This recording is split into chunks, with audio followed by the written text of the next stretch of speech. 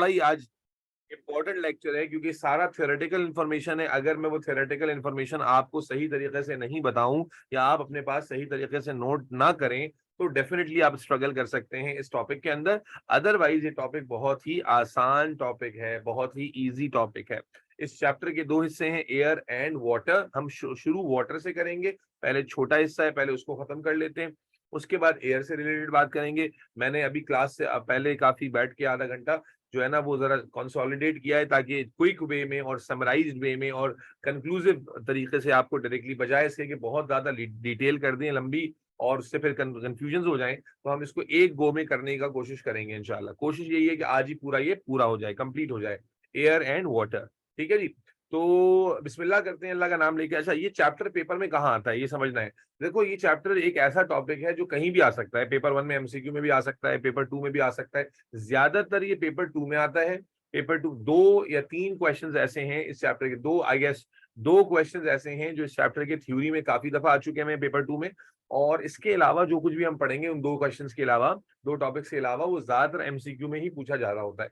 तो बहरहाल ये चैप्टर ऑन एंड ऑफ आता है एग्जाम में, ये नहीं कहा जा सकता कि नहीं आता, और ये भी नहीं कहा जा सकता कि हर साल आता है। लेकिन आपको मुतवातिर सालों में कंसेक्यूटिवली नजर भी आएगा कि भाई इसमें कोई ना कोई क्वेश्चन आ रहा है। खुलासा ये कि जब आप तैयारी ए स्टार के लिए कर रहे हैं, जब आप बार बार रिवीजन कर रहे हैं, और माशाल्लाह मैंने ऑर्गेनिक का रिजल्ट देखा, बड़ी खुशी हुई कि ज्यादातर बच्चों ने एज और बीज लिए हैं। ऑर्गेनिक का जो टेस्ट आपका हुआ था आफ्टर रिविजन, तो इससे अंदाजा ये हुआ कि आपने बहरहाल ऑर्गेनिक में कुछ हिस्सा तगड़ा कर लिया है, और अब फाइनल एग्जाम से पहले मजीद भी उसको जब रिवाइज करेंगे तो वो तगड़ा हो जाएगा। तो अल्लाह ताला मजीद कामयाबी दे आप लोगों को। बहरहाल एयर एंड वाटर में आज हम पहली शुरुआत करने जा रहे हैं। पहला टॉपिक जो हम करने जा रहे हैं वो वाटर से शुरू करने जा रहे हैं। क्योंकि थ्योरेटिकल टॉपिक है तो बेटा आपकी अटेंशन चाहिए होगी, क्योंकि एक गो में ऑलरेडी काफी काम लिखना है हमने, बहुत सारे, मैं फ्लो चार्ट बना के बैठा हूँ, टेबल निकाल के बैठा हूँ, ताकि आपको जल्दी जल्दी चीजें करा दूं और समझा भी दूं अच्छे से। तो पहले इसमें हम वाटर का टॉपिक करेंगे, जो पहले उतनी डिटेल में नहीं था, लेकिन सिलेबस की अपडेट के बाद ना वाटर ट्रीटमेंट या वाटर से रिलेटेड जो टॉपिक है वो काफी ज्यादा हाईलाइट हो रहा है। तो मैं एक्सपेक्ट कर रहा हूं कि इस बार आपको वाटर से रिलेटेड कोई ना कोई क्वेश्चन पेपर में देखने को मिल सकता है। ठीक है ना, एयर एंड वाटर में वाटर से रिलेटेड, क्योंकि एयर से रिलेटेड तो आते हैं लेकिन वाटर चूंकि पर्टिकुलरली हाईलाइटेड है इस बार के अपडेट में। सर ये वीडियो अपलोड होगी यूट्यूब पर? जी जी सर, ये वीडियो सारी अपलोड हो रही है। अगर आप चैनल पे देख रही हैं तो 3 सेशंस ऑलरेडी अपलोड हो चुके हैं, ये चौथा या पांचवा बन रहा है, तो एक सेशन पीछे चल रहे हैं। ये वीडियो अभी फौरन तो अपलोड नहीं होगी, 2-3 दिन के बाद अपलोड होगी जी। तो वाटर जो है वो शुरू कर रहे हैं हम। अच्छा, ये मनाइल इशफाक कौन है? अब्दुल्ला इशफाक हो? ये मनाइल इशफाक के नाम से कौन है? ये अब्दुल्ला इशफाक हो क्या, या मनाइल कोई और बच्ची है? अब्दुल्ला इशफाक तो नहीं अलग। नहीं, मैं लड़की हूँ। अच्छा अच्छा, आप लड़की है, नहीं अच्छा, अब्दुल्ला इशफाक अलग है। ठीक है ठीक है, नहीं बाद अब्दुल्ला भी नए नए नामों से आ जाते हैं। चले जी। तो वाटर से शुरू करते हैं मेरे बच्चा। वाटर आप सब जानते हैं, पानी तो जिंदगी है। बिस्मिल्लाह कर रहे हैं, और आपका इनपुट चाहिए जहां रिक्वायर्ड है। वाटर के बारे में क्या कहते हैं? पानी तो जिंदगी है। ठीक है जी। अब इस जिंदगी इस मुजर्रब कंपाउंड से जरा डील करते हैं और इसके बारे में कुछ बेसिक सी बातें करते हैं। सबसे पहला सवाल, जो मैं चूंकि मैं कंक्लूड करके बैठा हूं कि क्या क्या कराना है, तो मैं बिल्कुल पिन पॉइंट रहूंगा। सबसे पहला सवाल इसमें आ जाता है, टेस्ट फॉर वाटर। ये चीज ऐसी है कि जो बच्चों आईजीसीएसई वाले बच्चे हैं ना, आईजीसीएसई, आप में से मेरे ख्याल है कोई भी आईजीसीएसई का शायद नहीं है, तो आईजीसीएसई वालों को तो ये पहले से था उनके सिलेबस में, लेकिन आपके सिलेबस में पहले से नहीं था, अब है। पिछले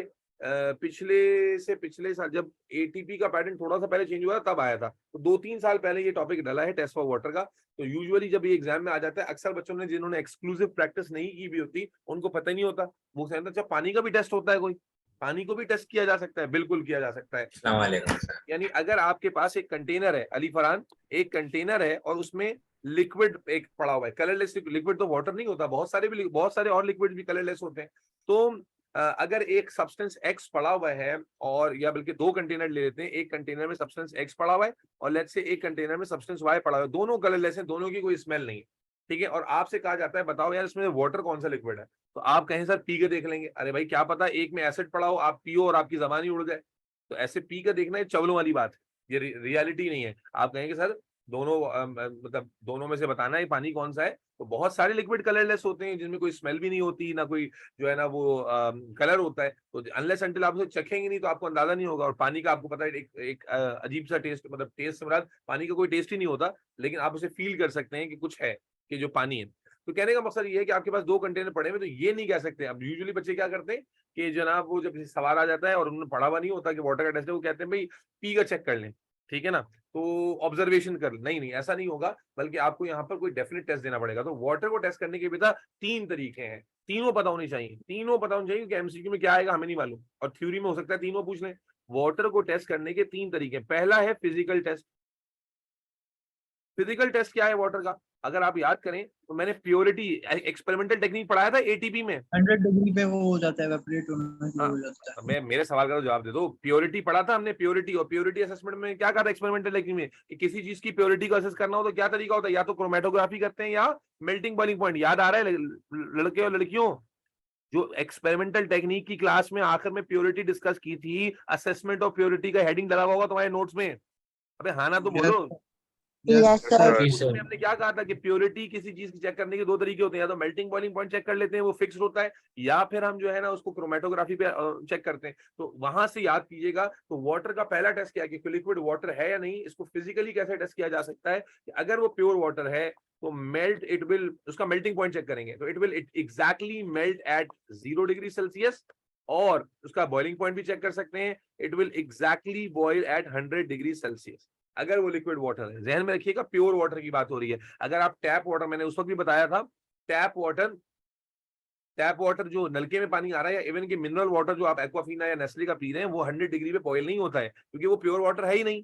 वो प्योर वाटर कंपनी तो बता ही नहीं है, मिनरल वाटर है, उसमें बहुत सारी चीजें और मिक्स्ड है। तो ये हम उस वक्त बात कर रहे हैं जब प्योर वाटर हो, डिस्टिल्ड वाटर जिसको कहते हैं। तो डिस्टिल्ड वाटर का फिजिकल टेस्ट कैसे होगा कि आप जब उसे मेल्ट करेंगे, नहीं पहले उसे ठंडा करें, तो ठंडा करके जब वो सॉलिडिफाई हो जाए, उसके बाद जब आप उसे मेल्ट करेंगे तो it will exactly start melting at 0 degree Celsius, और जब आप उसे बॉईल करेंगे तो it will exactly boil at 100 degree Celsius. ये एक फिजिकल टेस्ट है, लेकिन क्योंकि ये एक फिजिकल टेस्ट है तो इसकी एक्यूरेसी बहुत ज्यादा नहीं है। बहुत सारे मानी एग्जैक्टली मेल्टिंग पॉइंट या एग्जैक्टली पॉइंट बॉइलिंग पॉइंट को देखना, फिर वाटर में कोई और इम्प्योरिटी हो तो फिर ये काम खराब हो जाएगा। तो इसलिए जो यानी टैप वाटर को तो इससे टेस्ट किया भी नहीं जा सकता ना, क्योंकि वो तो बॉयल ही नहीं होगा ना 100 पे, ना फ्रीज होगा 0 पर। तो इस वजह से physical test is one of the test to check for the water.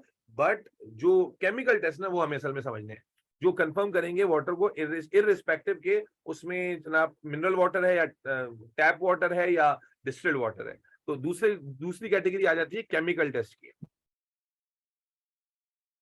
अच्छा, ये चीजें हमने एटीपी में थोड़ी बात की थी पहले, तो एटीपी के सेशंस भी इंशाल्लाह ताला जो हमारे हुए थे ना, वो रिवीजन पर्पस के लिए कुछ डाल दिए जाएंगे इंशाल्लाह ताला। तो वो जिन्होंने मिस किए थे वो प्लीज देख लीजिएगा, ठीक है जी। फिजिकल टेस्ट के बाद आ जाए केमिकल टेस्ट। अब केमिकल टेस्ट में बेटा हमारे पास 2 पॉसिबिलिटीज है। केमिकल टेस्ट में हमारे पास 2 पॉसिबिलिटीज है। There are 2 ways to test water.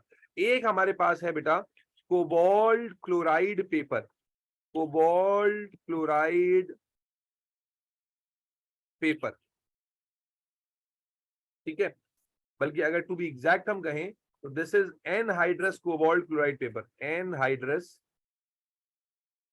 Cobalt chloride paper. There is a paper which is coated with cobalt chloride, ठीक है। और कोबाल्ट क्लोराइड पेपर को जब आप पानी में डालेंगे, यानी कोबाल्ट क्लोराइड पेपर को आप किसी भी लिक्विड में डालें वो अलग ऑब्जर्वेशन देगा, लेकिन जब आप पानी में डालेंगे तो कोबाल्ट क्लोराइड पेपर, ये ब्लू कलर का पेपर होता है, it's a blue colour paper. Cobalt chloride paper एक ब्लू कलर का पेपर है, और जब आप पानी में डालते हैं तो ये पिंक हो जाता है। पानी में डालने से क्या हो जाता है बोलो? पिंक हो जाता है, turns its colour to pink. तो अगर आपके पास ये कंटेनर था एक्स और वाई, मैं क्या करूंगा बेटा, इसमें भी कोबाल्ट क्लोराइड पेपर डालूंगा, इसमें भी, या इसमें से थोड़ा थोड़ा लिक्विड लेके कोबाल्ट क्लोराइड पेपर पे डालूंगा। तो कोबाल्ट क्लोराइड पेपर पे जैसी जो है ना वाटर गिरता है, तो वाटर के साथ वो रिएक्शन करता है, और रिएक्शन करने के बाद जो कंपाउंड बनाता है that is of pink colour. तो इसलिए it will give a colour change from blue to pink. Blue इसका अपना कलर है और ये it will turn to pink. इसी तरह एक और केमिकल भी है जिसके थ्रू हम इसको टेस्ट कर सकते हैं, और वो आपने ज्यादा मशहूर है, पढ़ा हुआ है आपने, एनहाइड्रस कॉपर सल्फेट।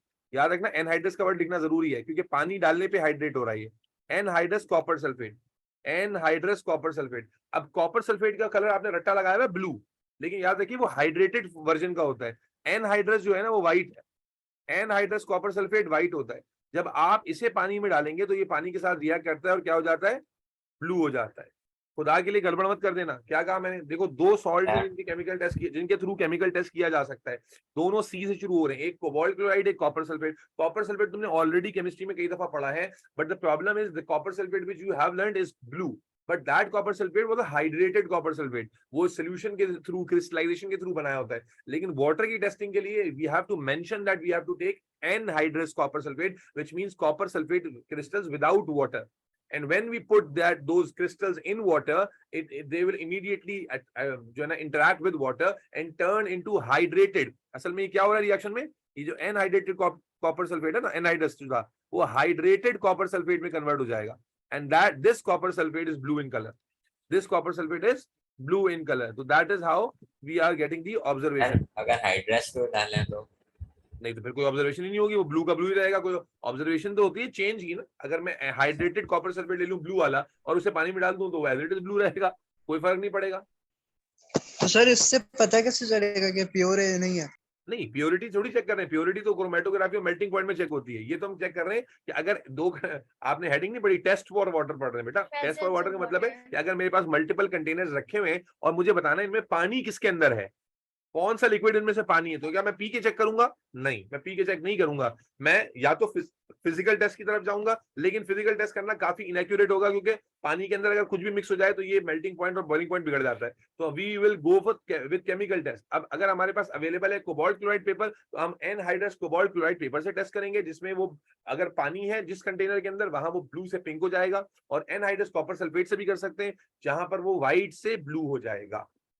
और इसमें केमिकली क्या हो रहा है कि जो एनहाइड्रस सॉल्ट है ना, basically they are converting into hydrated salts.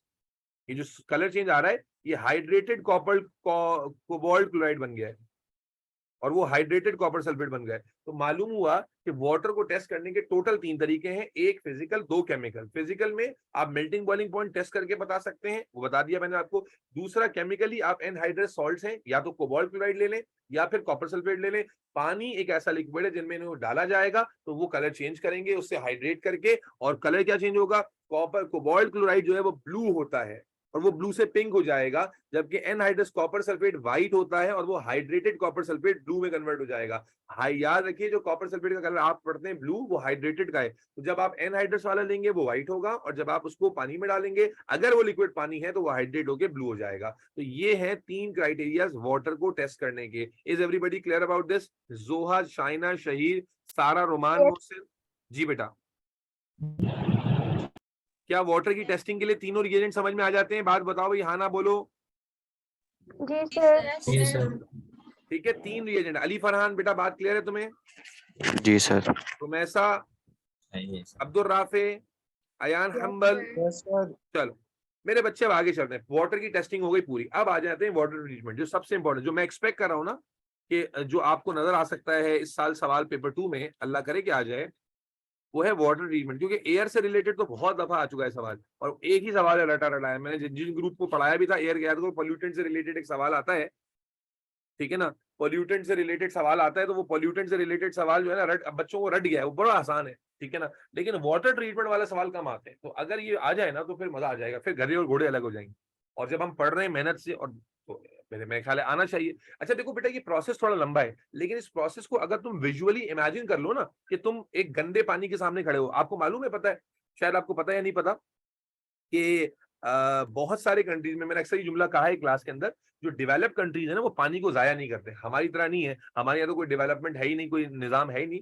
लेकिन जो डेवलप कंट्रीज है, खासतौर पर अगर मैं यूरोपियन साइड की कंट्रीज की बात करूं, तो ये बड़ा कॉमन है। जो लोग वहां गए हैं उनको पता भी होगा ये चीज, कि अजीब बात है। मेरा जुमला सुनेंगे तो आपको थोड़ी सी ना घिन आएगी, थोड़ी सी अजीब सी कराहियत आएगी, लेकिन ये रियलिटी है कि जो पानी आप कमोड में फ्लश करते हैं, वही पानी घूमकर आ जाता है नलकों में और आप उसे पी लेते हैं, ठीक है ना। क्या मतलब? वही से मुराद ये नहीं कि कमोड से डायरेक्ट आ गया नलकों में। अच्छा, आपने ये चीज देखी होगी मूवीज में भी, डॉक्यूमेंट्रीज में भी, कि वहां पर ये नहीं होता कि जनाब नेस्ले का पानी आ रहा है और वो पी रहे हैं डिस्पेंसर में लगा के। आपने क्या देखा है? सुबह उठे जनाब, डायरेक्टली नल से पानी भरा और पी लिया। देखा है भाई या नहीं देखा? नल से पानी भरा, पी लिया। अरे बोलो ना यार, कभी देखा नहीं है गरीबों? देखा। मैं यही सुनना चाहता था। अब्दुल राफे, तू हर वक्त मूवियां देखता रहता है ना, मूवीज देखता रहता है बैठ के, हैं बेशरम आदमी। यही सब देखते हो कि रात को उठ के, सुबह उठ के कौन क्या कर रहा है? मूवी में नहीं हम देखते सुबह से ही हम, देखते हैं, रात में तो ऑफ पॉज कर देते हैं। बहरहाल चलो बैक टू द डिस्कशन। तो मेरे बच्चे वहां पर क्यों है? क्योंकि वहां जो है ना गवर्नमेंट जो है ना वो उसने जिम्मेदारी ली है, क्योंकि वो बेसिक एक नीड है, ये कोई फैसिलिटी नहीं है, ये basic right of the population है कि उसे साफ पानी मिले। तो साफ पानी की फराहमी कहा तो हमारे लिए भी जाता है, लेकिन साफ पानी की फराहमी जो है वो लोग यकीनी बनाते हैं। हमारे यहाँ तो अक्सर हर साल का मसला है, अंदरूनी सिंध में कितने लोग हैं तो खराब पानी पीने की वजह से गैस्ट्रो हो जाता है, बच्चे मर जाते हैं, किसी को फर्क नहीं पड़ रहा। कुत्ता मर जाए, किसी का पेट मर जाए तो पोस्ट बन रही होती है और जनाब अली सब आरआईपी लिख रहे होते हैं, बड़ा अफसोस कर रहे होते हैं, इमोजीज बना रहे होते हैं, और इंसान के बच्चे कुत्ते के बच्चे से ज्यादा मर रहे हैं, उसके बारे में किसी को कोई फिक्र नहीं है। चाहे दुनिया में हम कहीं भी देख लें, अल्लाह ताला बस हमें, हमारे दिल पत्थर के हो चुके हैं कि हमारे अपने मुल्क में, हमारे अपने मोहल्ले टोले में जो बेचारे झोपड़ी पट्टी वाले इलाके हैं या दुनिया के किसी और इलाके में मुसलमान मर रहे हो या गैर मुस्लिम मर रहे हो, इंसान मर रहा हो, कोई फिक्र नहीं है। वो भाड़ में जाए भाई, भांस का वहां वही वही कोई किसी का कुत्ता मर जाए या कोई बॉलीवुड का स्टार जो है ना खुदकुशी करके मर जाए, पूरा फेसबुक और सोशल मीडिया जो है ना आरआईपी के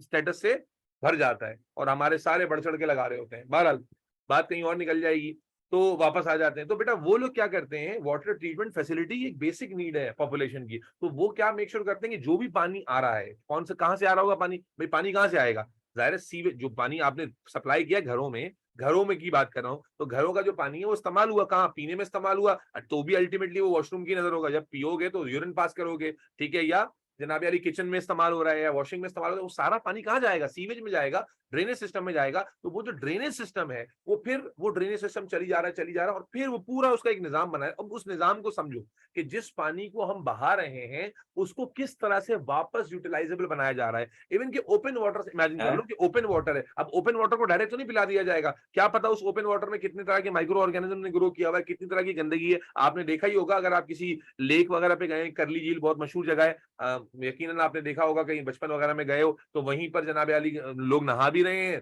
हालांकि झील है, मीठा पानी है, नहा भी रहे हैं, उसी में गाड़ियां भी धो रहे हैं, गाड़ियों के गंदे टायर भी धुल रहे हैं, अम्माएं जो है वो अपने बच्चों की जो है ना पैम्परी भी वहीं धुला रही हैं और उसी में लोग नहा भी रहे हैं। तो यहाँ तो ये हिसाब किताब चल रहा है। लेकिन जी बेटा बोले अली फरहान, दरमियान में तुमने बोलना लाजमी होता है, बोलो।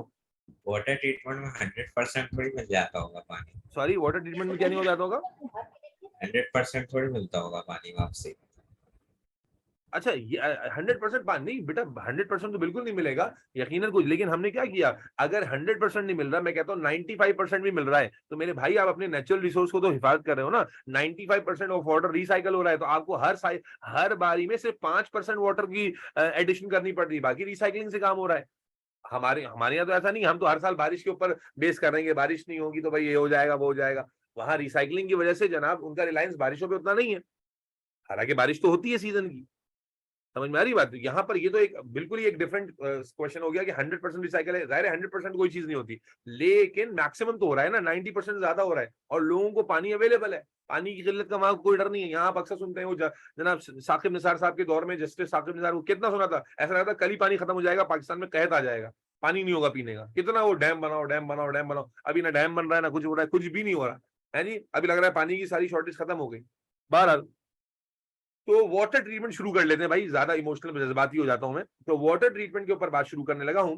तो भाई आप यूं समझ लो कि ऐसा पानी है जिसमें तरह तरह की गंदगी शामिल है, उसमें वेस्टेज भी शामिल है, उसमें जो है ना बड़े बड़े पार्टिकल्स भी शामिल, बड़े बड़े जो है ना उसमें गंदगियां भी शामिल हैं, उसमें बैक्टीरिया की भी बेताशा ग्रोथ हो चुकी है, उसमें शदीद बदबू भी है, गंदगी भी, सब कुछ है उसके अंदर। और अब इस पानी को हम किस तरह से दोबारा रीयूजेबल बनाने वाले हैं बेटा, ये बात हम करने लगे हैं। ये मैं टोटल 7-8 स्टेप्स में हेडिंग वाइज समझाऊंगा। हेडिंग की सबसे ज्यादा जरूरत है, बुक में हमारी हेडिंग मिसिंग है, जिसकी वजह से टॉपिक काफी ज्यादा मुश्किल लगता है। तो मेरे बच्चा सबसे पहले जब हम पानी की सेपरेशन की, पानी की उसकी बात करते हैं, ट्रीटमेंट की, तो सबसे पहला, अच्छा मैं सिर्फ हेडिंग देता जाऊंगा और उसकी डिटेल बताता जाऊंगा, आपको एग्जाम में कुछ भी पूछा जा सकता है, इसलिए पूरी बात देखना। सबसे पहले होती है स्क्रीनिंग।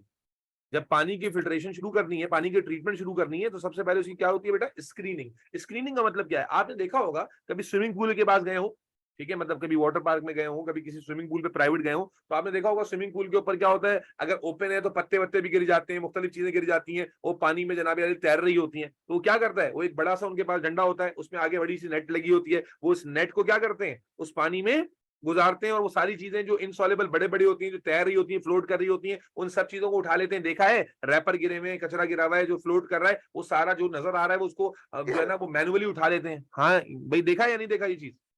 जी सर।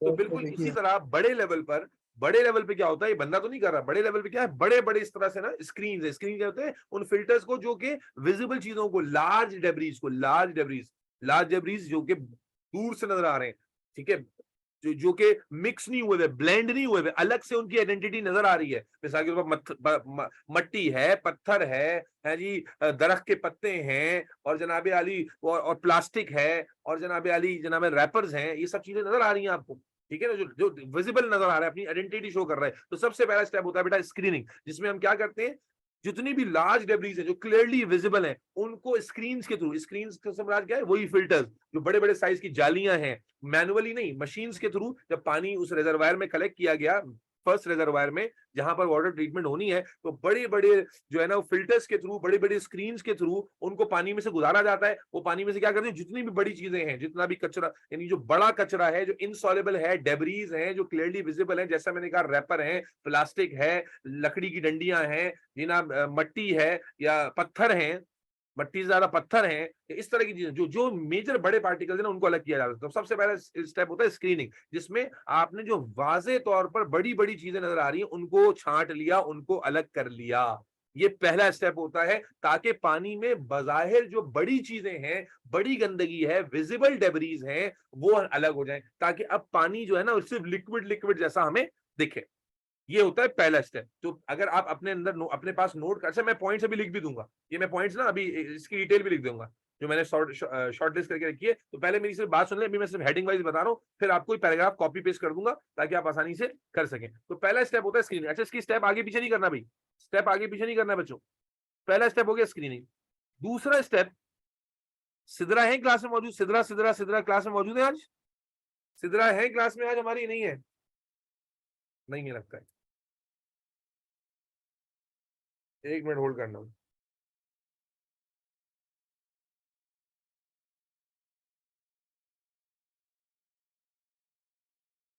अस्सलाम वालेकुम तूबा भाई, सिदरा की कहाँ गायब रहती हैं भाई, ये अभी इतने सेशन में एक सेशन में आई हैं, और फिर ये तो नामुनासिब बात है ना, ये बिल्कुल गलत बात है। सिर्फ रिकॉर्डिंग ही सुननी है तो फिर यूट्यूब पे सुन लिया करें, फिर लाइव क्लासेस के लिए रजिस्टर करने की क्या जरूरत है? तो प्लीज ये ऐसा ना करें। आप खुद पढ़ने वाली बच्ची हैं, वो भी बच्ची सीरियस है, लेकिन ये क्लासेस में गायब होना नामुनासिब बिहेवियर है। प्लीज इसको थोड़ा सा देखें। अच्छा भाई, स्क्रीनिंग के बाद आ जाए अगले स्टेप पे। अगला स्टेप होता है, बहुत इंपॉर्टेंट स्टेप है बेटा, अगला स्टेप जिसे हम कहते हैं कोगुलेशन। ठीक है, अच्छा ये घरों में भी होता है, अगर आपने घर में थोड़ा सा इंटरेस्ट लिया, हो सकता है लड़कों ने लिया हो, ठीक है, कोगुलेशन, जिनके घरों में थोड़ा देसी माहौल है, तो आप देखो घर में अंडर वाटर टैंक होता है, घर में अंडर वाटर टैंक और एक टॉप रूफ पे टैंक होता है। अब जाहिर है दोनों के अंदर पानी आप स्टोर करते हो, तो वहां पर भी ना कोगुलेशन कराई जाती है। बेटा कोगुलेशन क्या है, आपने पानी में से, यहाँ मैं कीवर्ड लिखता जाऊं, लार्ज डेब्रीज हटा दिए, लार्ज डेब्रीज को स्क्रीन के थ्रू फिल्टर कर लिया, ठीक है। अब आ जाओ कोगुलेशन। कोगुलेशन में क्या करते हैं बेटा, हम केमिकल्स लाइक एल्यूमिनियम सल्फेट, जिसको हम फिटकरी कहते हैं, फिटकरी का नाम सुना है कभी तुम लोगों ने? फिटकरी का नाम सुना है? फिटकरी, उर्दू में, इंग्लिश में भी फिटकरी का लफ्ज इस्तेमाल हो रहा होता है, ठीक है ना। एल्यूमिनियम सल्फेट या पोटेशियम सल्फेट या फेरिक क्लोराइड, नाम इनमें से याद रखो तो अच्छा है, इन जैसे केमिकल्स का इस्तेमाल करते हैं और पानी के अंदर अच्छी खासी क्वांटिटी में केमिकल मिला देते हैं। अब मेरे बच्चे, इनका क्या काम होता है? इनका क्या काम होता है, दीज आर कोगुलेटिव एजेंट्स। जैसे कोगुलेशन कहते हैं जम जाने को, इकट्ठा हो जाने को, जैसे आपने सुना होगा ये वर्ड ब्लड के साथ सुना होगा कि ब्लड जम गया, ब्लड कोगुलेट कर गया। ये क्या होता है मेरे बच्चे, कि जब ये केमिकल हम डालते हैं ना, इनकी प्रॉपर्टी, इनकी खास प्रॉपर्टी क्या है कि पानी के अंदर जो छोटी छोटी पार्टिकल्स हैं, छोटे छोटे पार्टिकल्स हैं, ये क्या करती है, उन पार्टिकल्स को आपस में बाइंड कराती है, उन पार्टिकल्स को आपस में बाइंड कराती है। अब जब छोटे छोटे पार्टिकल्स आपस में बाइंड होंगे, तो बाइंड होके होके होके होके वो बड़े हो जाएंगे, बड़े हो जाएंगे तो उनको रिमूव करना आसान होने वाला है। तो बेसिकली क्या होती है, आपके अंडरग्राउंड टैंक में भी डाली जाती है। अब्बा वगैरह से पूछना, अगर आपके टैंक वगैरह की सफाई का ख्याल रखते हैं, तो उसमें फिटकरी या वो गंधक डाला जाता है, इसीलिए ताकि जो टैंक में पानी आ रहा है उस पानी में जो छोटे छोटे पार्टिकल्स है वो सारे क्या करें, उसको इकट्ठा करें, और जब वो इकट्ठा हो जाएंगे, भारी हो जाएंगे, डेंसिटी उनकी हाई हो जाएगी, तो वो बॉटम पे सेटल हो जाएंगे। तो बेसिकली अगला स्टेप होता है बेटा कोगुलेशन, जिसमें हम एल्यूमिनियम सल्फेट या फेरिक क्लोराइड जैसे हम केमिकल्स को पानी में डालते हैं,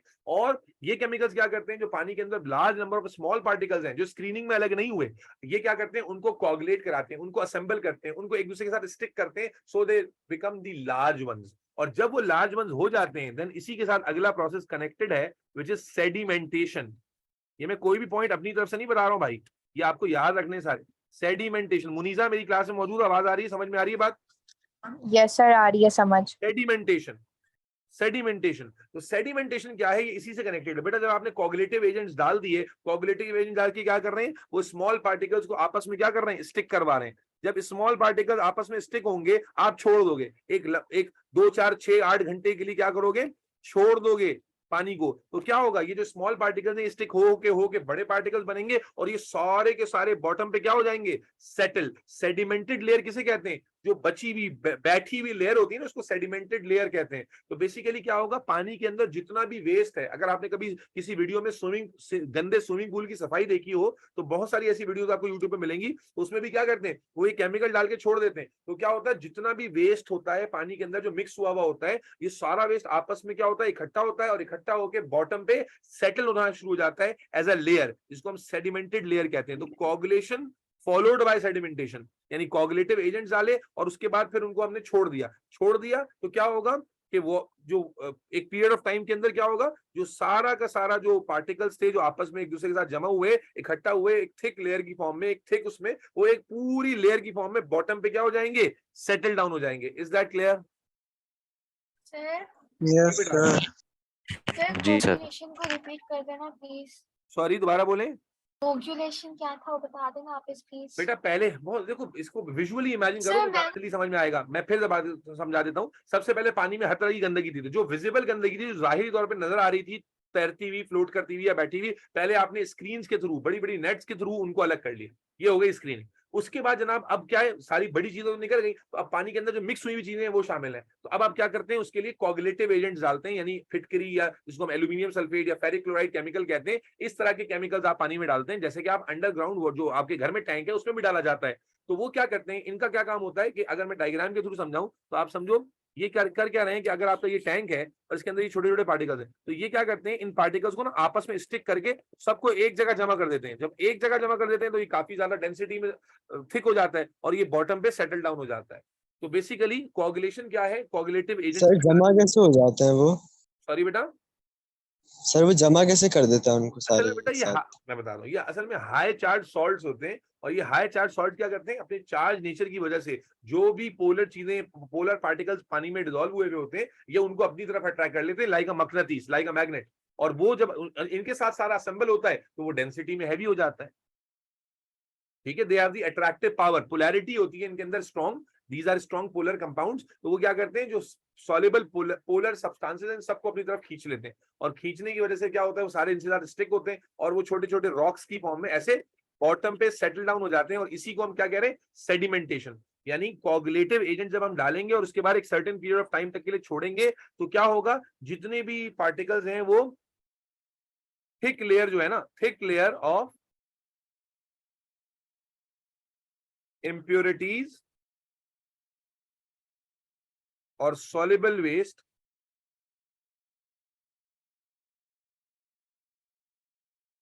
obtained at bottom। ये बॉटम पे आपको थिक लेयर जो है वो वेस्ट की मिलेगी नीचे। यहां तक 3 स्टेप समझ में आते हैं। आपने स्क्रीनिंग करके बड़ा वेस्ट निकाल दिया, कोगुलेशन करवाई, सेडिमेंटेशन करके तकरीबन कचरा नीचे बिठा दिया। इज दैट क्लियर बच्चों? आगे चल रहा हूं बेटा। Yes sir. अब मेरे बच्चे इसके बाद हम करने जा रहे हैं चौथा स्टेप, विच इज फिल्टरेशन। चौथे स्टेप में हम क्या करने जा रहे हैं, फिल्टरेशन। ये भी बड़ा इंपॉर्टेंट है, फिल्टरेशन। अब फिल्टरेशन में क्या गेम होने वाली है, इसको समझना है बेटा बच्चा। फिल्टरेशन में एक कमाल की चीज होने वाली है, बल्कि इसको फिल्टरेशन विद एक्टिवेशन कर लेते हैं। Filtration with activation.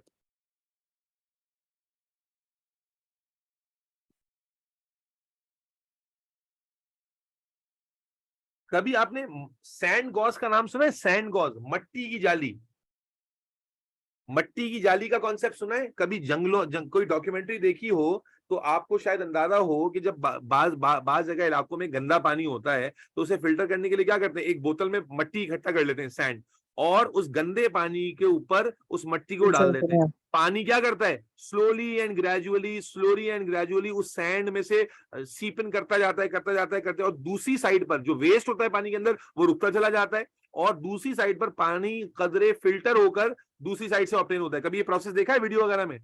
इसको उतना मुश्किल प्रोसेस नहीं, कॉमनली जो है बहुत सारी डॉक्यूमेंट्रीज में, खासतौर पे जो फॉरेस्ट वगैरह की डॉक्यूमेंट्रीज होती हैं जहां पर पानी पीने के लिए अवेलेबल नहीं है डायरेक्टली गंदा साफ पानी, तो वहां पर ये जो है ना इसका इस्तेमाल किया जाता है, सैंड फिल्टर्स का, सैंड गॉज कहते हैं। तो मेरे बच्चे क्या करने वाले हैं, हम चौथे स्टेप में जब हमारा सेडिमेंटेशन हो गया, सेडिमेंटेड लेयर अलग हो गई, अब हम क्या करते हैं, दो काम, फिल्ट्रेशन और एक्टिवेशन। फिल्ट्रेशन एक्टिवेशन क्या है? विद एक्टिवेशन, एक्टिवेशन का मतलब क्या है कि बेटा हम इस पानी में बदबू को खत्म करने के लिए, हम इस पानी में बदबू को खत्म करने के लिए एक्टिवेटेड कार्बन डालते हैं। एक्टिवेटेड कार्बन का क्या काम होता है? Activated carbon basically carbon charcoal होता है, जिसमें ये प्रॉपर्टी होती है कि जो बैड ओडर होता है, जो बैड स्मेल होती है पानी के अंदर, जाहिर है गंदा पानी आप फिल्टर कर रहे हो, तो ये क्या करता है, वो एक्टिवेटेड कार्बन की ये प्रॉपर्टी होती है कि उसकी जो स्मेल है, उसकी जो ओडोर है, उसको वो रिमूव कर देता है, उसको वो दबा देता है, खत्म कर देता है। तो हम क्या करते हैं एक्टिवेशन विद फिल्ट्रेशन में कि जनाब हम इस पानी में सेडिमेंटेड लेयर को अलग करने के बाद, एक मिनट बेटा, एक्टिवेटेड कार्बन डालते हैं। एक्टिवेटेड कार्बन डालने के बाद हम उसे छोड़ देते हैं, स्मेल उसकी खत्म हो जाती है, और उसके बाद फिर उसे सैंड फिल्टर से, या जिसको सैंड ग्रेवल कहते हैं, उसके थ्रू उस पानी को मूव कराते हैं। और जनाब अली क्या होता है, बहुत ज्यादा, चूंकि सैंड एक बहुत ही माइक्रो फिल्टर के लेवल पे काम करती है, माइक्रो फिल्टर की तरह काम कर रही होती है, तो बेटा काफी ज्यादा साफ और शफाफ पानी हासिल होता है जब हम इस सैंड फिल्टर से गुजर चुके होते हैं। Is that clear? Yes sir. यहां मैं लिखने लगा हूं एक्टिवेटेड। भाई आवाज कम आ रही है, हुरिया बात समझ में आ रही है नबिया? जी सर। ये हर चीज का ना मकसद पूछ सकता है, इसलिए मैं मकसद बताता जा रहा हूं। Remove odour, bad odour, and then water is passed through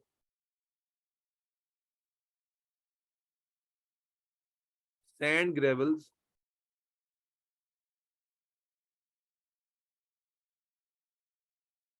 to remove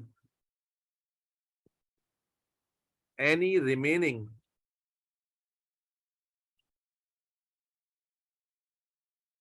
impurity. Gravel का फिर बता दीजिए भैया। जी बेटा, सर सैंड ग्रेवल का बता दें। बेटा मट्टी के फिल्टर्स को सैंड ग्रेवल्स कहते हैं, जो मट्टी के स्पेशली डिजाइन फिल्टर्स हैं जिनके थ्रू पानी सीपन करके पास करेगा। मैंने इसका सिंपल एग्जांपल दिया जो आप घर में भी कर सकते हैं। एक बोतल में मट्टी भर लो और उसमें एक तो सुराख बोतल में होता है, दूसरी तरफ एक और सुराख कर लो, एक और सुराख कर लो, और ऊपर से उसमें पानी भर दो, तो आप देखोगे पानी जो है फिल्टर में से, यानी सैंड में से ग्रेजुअली सीपन करेगा। और जब वो सीपन कर रहा होगा ना, तो पानी की चूंकि जो है ना वेलोसिटी ज्यादा होती है और विस्कोसिटी कम होती है, तो पानी तो आगे फ्लो करता जाएगा, तो उसके अंदर इंप्योरिटीज है वो पीछे रुकती जाएंगी। तो जब मट्टी से गुजर के दूसरी तरफ पानी तुम्हें मिलेगा ड्रॉप बाय ड्रॉप, तो वो उस पानी से काफी बेहतर और साफ होगा जो पानी तुमने ऊपर डाला था मट्टी के। तो दैट इज, जब इसी को इंडस्ट्रियल लेवल पे किया जा रहा है तो बाकायदा सैंड ग्रेवल्स बनाई जाती हैं, पूरी दीवारों की तरह की जो है ना वो सैंड की ग्रेवल्स होती हैं, जिनमें से पानी को सीपन कराया जाता है, दूसरी साइड पे पानी जो है वो सीपन करके निकलता है और इंप्योरिटीज को पीछे छोड़ देता है। तो हमने क्या किया बेटा, फिर से सुनिएगा। सबसे पहले हमने मेजर पार्टिकल को निकाला जो विजिबल थे, फिर हमने कोगुलेशन करवाई, फिर सेडिमेंटेशन कराई, और उसके बाद उसकी बदबू को खत्म किया, और साथ साथ एक बार एहतियातन हमने फिल्ट्रेशन करा ली ताकि अगर मजीद कोई इंप्योरिटीज है वो भी निकल जाए। Are we clear till this point बच्चों? Yes sir. फिफ्थ स्टेप बेटा, फिफ्थ रिस्पेक्ट जो है ना, अब यहाँ तो हमने इंप्योरिटीज जो थी उनको तो निकाल लिया, लेकिन अब जो माइक्रो ऑर्गेनिज्म पानी के अंदर है, बैक्टीरिया वगैरह, अब उनको मारने की बारी आ गई, उनको भी तो मारना है। अब उसके लिए बेटा क्या आ जाता है, डिसइंफेक्शन का स्टेप। और यहाँ पर आप जानते हैं, ये तो आपको सब जानते हैं कि स्विमिंग पूल में नहाए होंगे, वाटर पार्क में गए होंगे, क्या इस्तेमाल होता है? क्लोरीन, है ना जी, क्लोरीन इस्तेमाल होती है, क्लोरीन इज एडेड। अब यहाँ क्या किया जाएगा बेटा, क्लोरीन को ऐड किया जाएगा, ताकि क्लोरीन क्या होती है, एंटी बैक्टीरियल इफेक्ट रखती है ना बेटा, क्लोरीन में एंटी बैक्टीरियल इफेक्ट होता है। तो क्लोरीन को हम ऐड करते हैं, और वो क्लोरीन क्या करती है, पानी के अंदर मौजूद जो बैक्टीरिया है, जो वायरसेस हैं, उनके लिए टॉक्सिन काम करती है और उनको डिस्ट्रॉय कर देती है। तो chlorine is added to kill micro organism. Chlorine, अच्छा इसीलिए आपको एक और आप एक चीज से और रिलेट करना, कभी देखा तुम स्विमिंग पूल में नहा रहे हो किसी वाटर पार्क में, तो और क्लोरीनेटेड पानी ज्यादा हो तो आंखें वांखें पूरी लाल हो जाती हैं और स्किन की पिगमेंट, स्किन अजीब सी डार्क सी हो जाती है पानी में नहाकर। हालांकि घर में जो पानी आ रहा है उसमें नहा के तो ऐसा नहीं होता, उसमें तो नहा के फ्रेश हो जाते हो। भाई ये चीज नोटिस की है कभी कि swimming Yes, sir. Yes, sir. That is effect of chlorine. यानी क्लोरीन एंटीबैक्टीरियल इफेक्ट तो रखती है, लेकिन क्लोरीन में ब्लीचिंग एक्शन भी होता है। तो जब आप ज्यादा आंखें वगैरह पानी में खोलते हैं तो आपकी आंखों पे जो है ना वो ब्लीचिंग एक्शन का असर होता है, जिसकी वजह से आपकी कैपिलरीज रेड हो जाती हैं और जो है ना वो इरिटेट होती हैं। इसी तरह आपकी जो स्किन है वो इरिटेट होती है, उसकी पिगमेंटेशन खराब होती है। इसीलिए क्लोरीनेटेड पानी एक लिहाज से फायदेमंद तो है, वहां पर इस्तेमाल किया जाता है क्लोरीनेटेड, ज्यादा क्लोरीन जहां पर सब नहाने आए हैं, जाहिर सब नहा रहे तरह तरह की गंदगी लेकर आए तो क्लोरीन डालना जरूरी है। लेकिन पीने के पानी के अंदर हम एक बहुत सोच समझ के क्लोरीन डालते हैं, एवं ही नहीं डाल देते, बस डालते जा रहे हैं, ऐसा नहीं होता, फिर तो पीने काबिल नहीं रहेगा। ठीक है ना, तो इसलिए क्लोरीन को एक सूटेबल क्वांटिटी में क्लोरीन को ऐड किया जाता है। तो ये हमारा डिसइंफेक्शन का स्टेप हो गया। इज दैट क्लियर बच्चों? Yes sir. यस देन उसके बाद बेटा बच्चा सेकंड लास्ट स्टेप आ गया। Second last step is the pH adjustment. अब क्या किया जाता है बेटा, अब चूंकि पानी को हम पीने के काबिल बनाने वाले हैं, पानी में से बैक्टीरिया भी मर गए बच्चे, पानी में से वेस्ट भी निकल गया। अब पानी को, चूंकि पीने वाले पानी को बॉडी की पीएच के अकॉर्डिंग होना चाहिए, तो पीएच एडजस्टमेंट की जाए। अगर पीने के लिए इस्तेमाल कर रहे हैं, अगर पीने के लिए नहीं कर रहे हैं किसी और जगह पर है तो फिर तो कोई जरूरत नहीं है, लेकिन अगर पीने के लिए इस्तेमाल कर रहे हैं तो पीएच एडजस्टमेंट की जाएगी। यानी ये समान, क्योंकि क्लोरीन आप जानते हैं एसिडिक होती है, जब क्लोरीनेशन की जाती है ना पानी की, तो पानी की पीएच वैसी भी चेंज हो जाती है, एसिडिक साइड पर चली जाती है। तो मेरे बच्चे हम क्या करते हैं, इस एसिडिटी को खत्म करते हैं, पीएच एडजस्ट करते हैं और इसको सूटेबल बनाते हैं, सूटेबल फॉर ड्रिंकिंग पर्पस बनाते हैं बाय एडजस्टिंग एसिडिटी और बेसिसिटी। अगर पानी में लिखा है बेसिसिटी ज्यादा है तो सुटेबल उसको, फॉर, जी बेटा, सुटेबल फॉर क्या लिखा है? Suitable for drinking bye adjusting acidity और बेसिसिटी। अगर पानी को मजीद एसिडिक करने की जरूरत है तो कार्बन डाइऑक्साइड डाली जाती है, और पानी को अगर बेसिक करने की जरूरत है तो फिर सोडियम हाइड्रोक्साइड डाली जाती है। मैं लिखवा देता हूँ, कार्बन डाइऑक्साइड, अगर पानी को स्लाइटली यानी पानी बेसिक है थोड़ा सा अभी, तो उसमें फिर कार्बन डाइऑक्साइड डाल के उसको एसिडिक किया जाता है। और अगर पानी जो है वो एसिडिक हो रहा है तो उसमें सोडियम हाइड्रोक्साइड का इस्तेमाल किया जाता है ताकि वो बेसिक हो जाए। इन दो चीजों का इस्तेमाल किया जाता है। ये हो गया हमारा 6 स्टेप। और लास्ट स्टेप होता है बेटा जिसे आप कहते हैं रिवर्स ऑस्मोसिस। नाम सुना है? RO plant, RO plant, RO plant. Yes. Reverse osmosis का क्या मतलब है? आपने पीएच तो एडजस्ट कर ली, सब कुछ तो कर लिया, लेकिन मेरे बच्चे अब पानी जो आप पिएंगे वो सिर्फ आपको पानी नहीं चाहिए, आपको पानी के साथ क्या सूटेबल क्वांटिटी में मिनरल्स भी चाहिए या नहीं चाहिए? बोलो।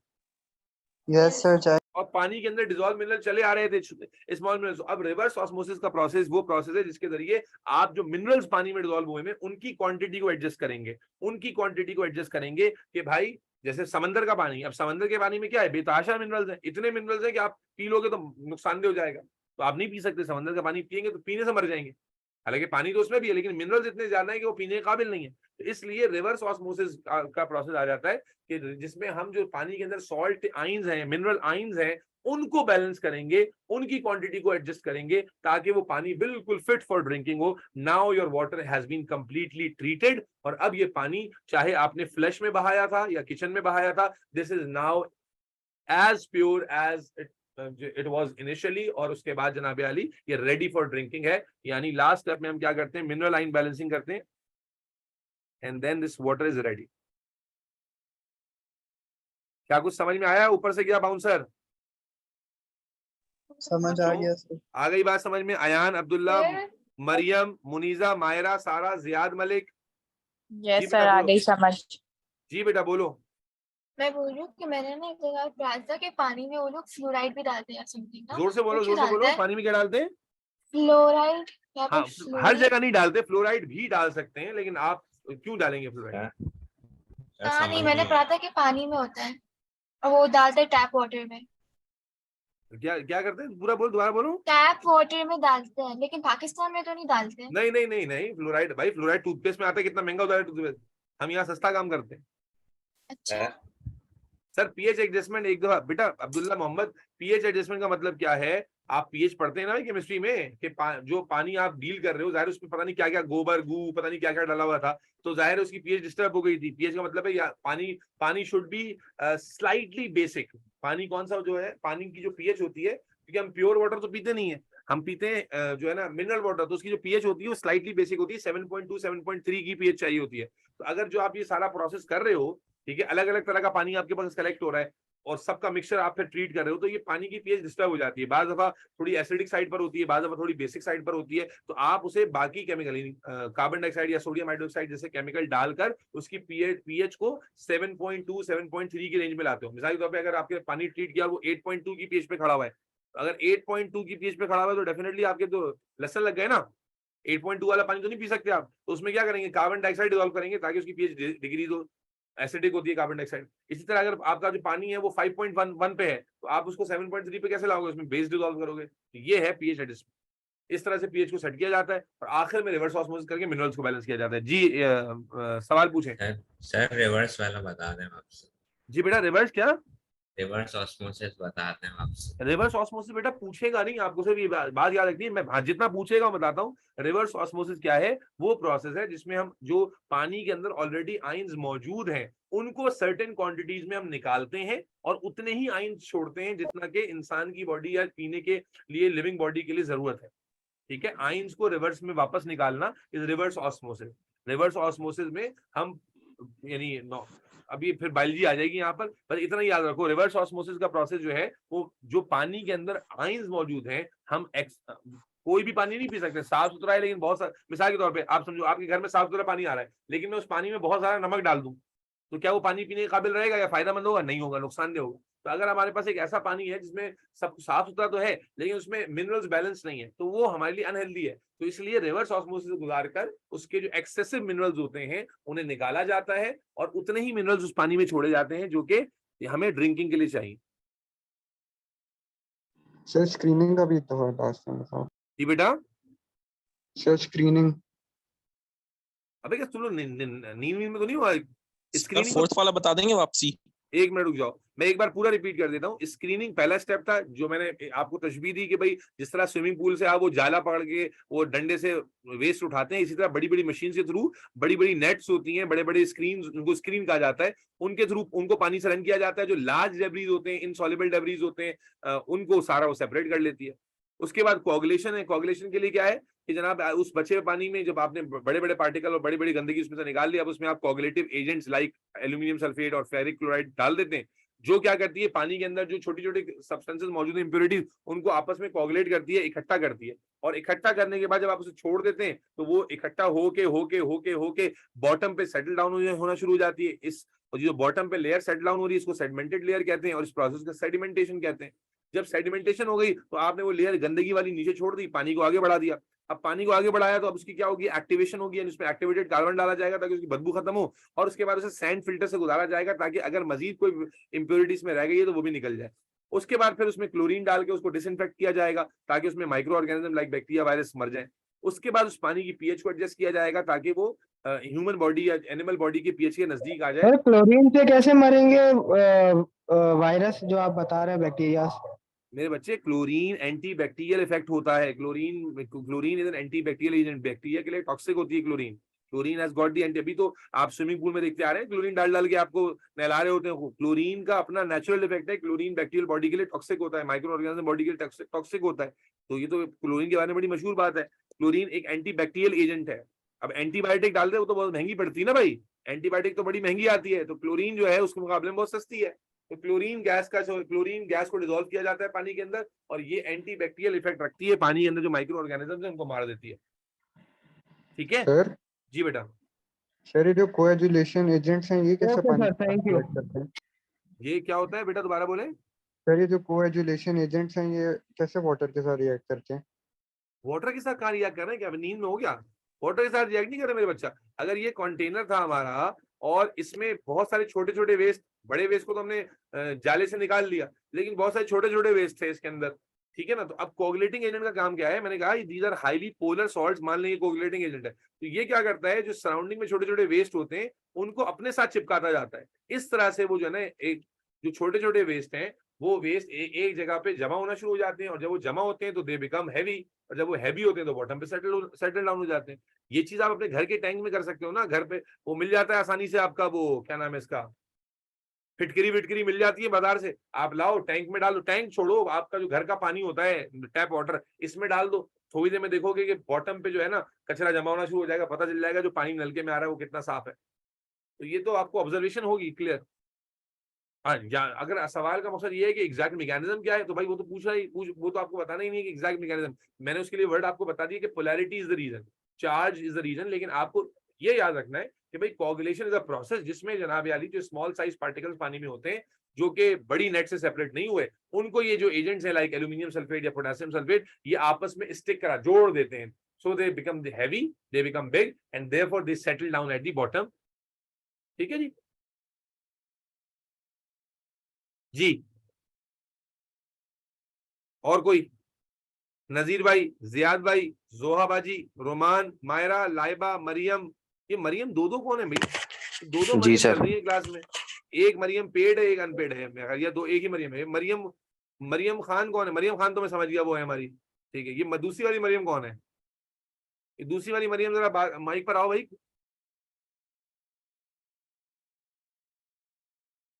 यार ये माइक पर भी नहीं आती मरियम। सर ये भी है ना, एक मेरी दोस्त है। अबे तुमने क्या सारी दोस्तों को इकट्ठा किया हुआ अब है क्या? सर आपने जिस दिन लिंक भेजी थी ना, मैंने उसको कम से कम एटलीस्ट 30-40 लोगों को भेजा था। मुझे एक बात तो अब- बताओ, ये तुम्हारी दोस्तें सब गूंगी है क्या? ये रोमान है, ये कुछ नहीं नहीं बोलती, सर, ये अब मैं मरियम कुछ क्या नहीं बोलती। बोलूं, हाँ अब मैं क्या बोलूं सर, एक्चुअली है ना, आपने शुरू में बोला कि है ना नहीं, असल सबको में भेज दो। जो बच्चे जानते हैं हलीमा को, है भाई, तो हलीमा इन सबके हिस्से का बोल देती है, इसलिए इनमें से कोई नहीं बोलता अरे है भाई। सर मुझे नहीं पता। यानी तुम्हारी दोस्तें खैर कैसे, मैं- तुम तो खामोश नहीं होते, खैर- तुमसे तो बंदा अल्लाह की पनाह मांगे, तुमसे तो मतलब आदमी नमाज हाजत पढ़ के दुआ मुझे भी करेगा यार आपने अभी बच्ची से उसका अल्लाह नाम बचाए। लिया ना, तो मुझे रियलाइज हुआ कि हाँ वो भी आई है, मुझे पता भी नहीं था, लेकिन हाँ वो आई है, माशाल्लाह उसको भी हिदायत आ गई। हिदायत। वैसे शुरू में मैंने लिंक भेजी थी सबको, तब किसी को नहीं हुआ, अब आ रहे सब माशाल्लाह। चलो आगे चलते हैं, चलो ठीक है। तो भाई बोलो, तो क्लास में बोलना तो भाई मैं निकाल दूंगा क्लास मुझे से, अभी बोलोगे। रियलाइज हुआ। चलो आगे चलते हैं भाई। तो वो दूसरी बच्ची थी गूंगी, वो भी है क्लास में, रोमान। हाँ देखो, ये सारे गूंगे तुम्हारे दोस्त हैं, सबके हिस्से का तुम बोल लेती हो। है ना सर, बस अब मुझे अल्लाह हिदायत दे। हाँ जी, अल्लाह का जरूर देगा इंशाअल्लाह ताला। अच्छा भाई, तो आमीन। बच्चा वाटर के बारे में हमारी जो बात थी वो यहाँ पर अच्छा कंप्लीट एक रह गई, वो यूज ऑफ वाटर। जी, यूजेज ऑफ वाटर पे सवाल आ जाता है। अब बच्चा कहता है यूजेज ऑफ वाटर में क्या लिखेंगे, तो बताइए 4-5 यूजेज बता दीजिए uses of water. Drinking, cleaning, washing. अच्छा चले, मैं इसको 2 हिस्सों में डिवाइड कर देता हूँ। आप मुझे बताएं कि होम यूज ऑफ वाटर क्या है और कमर्शियल या इंडस्ट्रियल यूज ऑफ वाटर क्या है। चलें इन 2 हिस्सों में डिवाइड कर देते हैं। घरों में या आमतौर से जो छोटे मोटे इस्तेमाल है वो क्या है भाई? Drinking, cooking, washing. है सुनो, ड्रिंकिंग में है, कुकिंग में है, वॉशिंग में है, और इंडस्ट्रियल लेवल पे electricity, raw material, dyeing, growing crop, medicine, raw material, raw material for what? इस्तेमाल होता है। Medicine, pharmaceutical. Electricity, sir furnace को ठंडा करने के लिए, सर फर्नेस भाई को ठंडा चीजों करने नहीं, एक एक करके a basic solvent for in most of the industrial processes, industrial reactions. जितने भी इंडस्ट्रियल रिएक्शंस हो रहे हैं उनमें बेसिक सॉल्वेंट वाटर ही होता है। Basic solvent in most of industrial reactions. Sir cooling में भी यूज होता है। हाँ जी, आ रहे हैं। फिर एक और आ गया कूलिंग एजेंट के तौर पे। Very good, cooling agent. आप जानते हैं बड़ी बड़ी इंडस्ट्रीज हैं, वहां पर थर्मल प्लांट्स काम कर रहे हैं, ठंडा करने के लिए वहां भी पानी का इस्तेमाल होता है। इसके सर अलावा वाटर का टेस्ट क्या था? वो क्या कह रहे हो बेटा? वाटर का टेस्ट क्या था सर? बेटा आप बाद में आते क्लास में। कौन है ये बगैर जो अभी पूछ रहा है वाटर का टेस्ट? कौन था ये? किसने पूछा था ये? आ जाओ सामने, आ जाओ, डरो नहीं। सर मैं पूछ रहा हूँ वाटर का टेस्ट आपने बताया था? मेरे बच्चे, आप क्लास में लेट आए हो ये बताओ मुझे।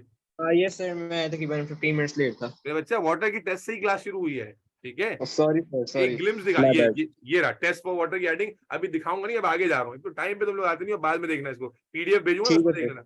वाटर जेट गन का नाम सुना है? इंडस्ट्री में वाटर जेट गन्स का नाम सुना है भाई? जी सर, लोहे को काटने के लिए लोहे को इस्तेमाल होती है काटने के शायद। लिए, जी हाँ, लोहे को काटने के लिए इस्तेमाल होती है भाई पानी। और कभी sir growing crop, sir boiler में इस्तेमाल होता है इसका। हाइड्रो इलेक्ट्रिसिटी का नाम सुना है कभी? हमारे मुल्क में बनती है हाइड्रो इलेक्ट्रिसिटी। हाइड्रो ये इलेक्ट्रिसिटी बनती नवाज शरीफ नहीं बन गया था। पानी से जो आप बिजली पैदा करते हैं वाटर टर्बाइंस के थ्रू, दैट इज आल्सो, वहां पर भी वाटर का बड़ा सिग्निफिकेंट इस्तेमाल है। बहरहाल ये बहुत ही बेसिक सी डिस्कशन थी बेटा। वाटर वाला पार्ट यहाँ पर खत्म हो गया। क्या सबको वाटर वाला पार्ट क्लियर है? मैं जल्दी से बता दूं, वाटर के पार्ट में एक मिनट सुन लो बेटा। वाटर के बाद में हमने सबसे पहले पढ़ा वाटर का टेस्ट क्या होता है, ठीक है, फिजिकल टेस्ट कौन से होते हैं, केमिकल टेस्ट कौन से होते हैं, फिर वाटर का ट्रीटमेंट। असल जो पेपर 2 में आने वाला सवाल है वो है वाटर का ट्रीटमेंट, जिसमें आप स्टेप्स आगे पीछे भी नहीं कर सकते। Screening, coagulation, sedimentation, filtration, disinfection, pH adjustment and reverse osmosis, और फिर कुछ कमर्शियल और कुछ डेली यूजेज ऑफ वाटर, इसके ऊपर हमने बात कर ली। Are we good to go? ये समझ में आ गया अच्छे से? वाटर का टॉपिक कंप्लीट हो गया है, क्लियर है सबको? सर अब जा रहे हैं बेटा एयर की बात करने।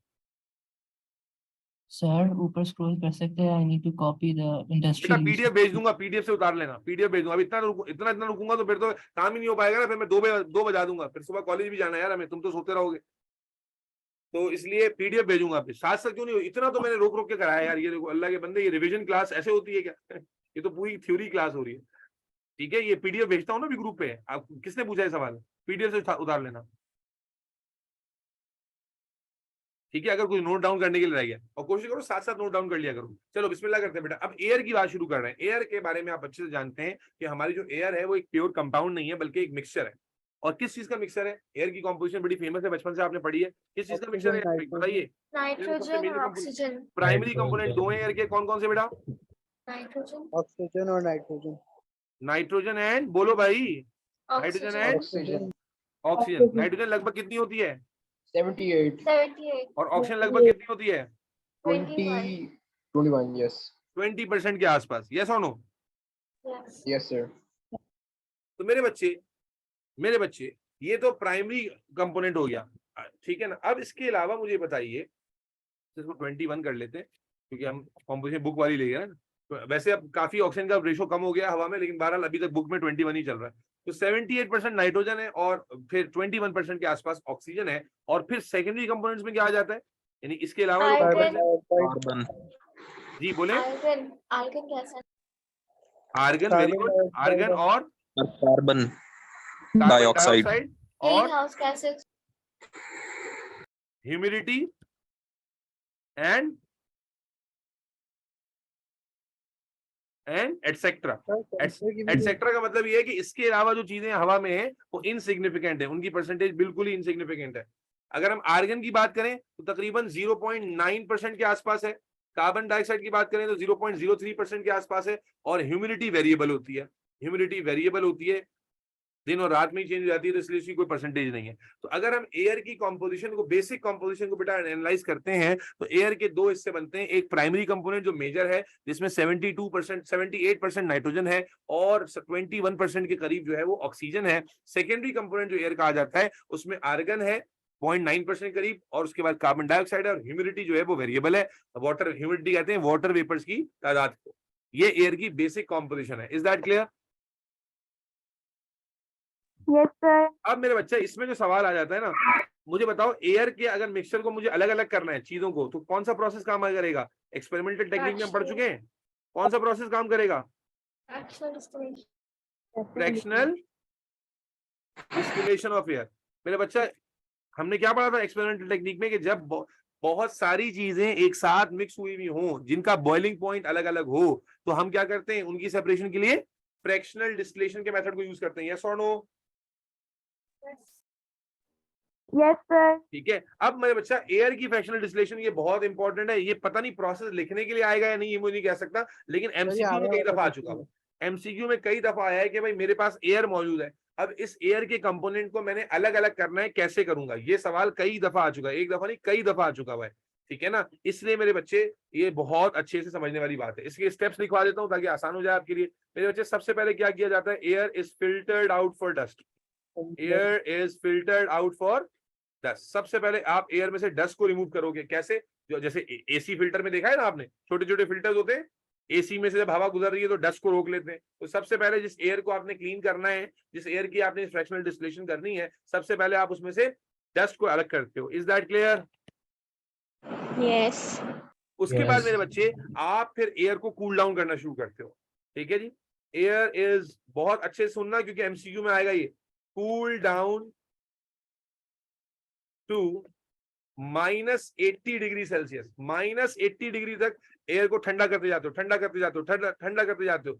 और मेरे बच्चे इस टेम्परेचर पे आते आते क्या होता है, यहां ब्रैकेट में लिख देता हूं, both carbon dioxide and water solidify.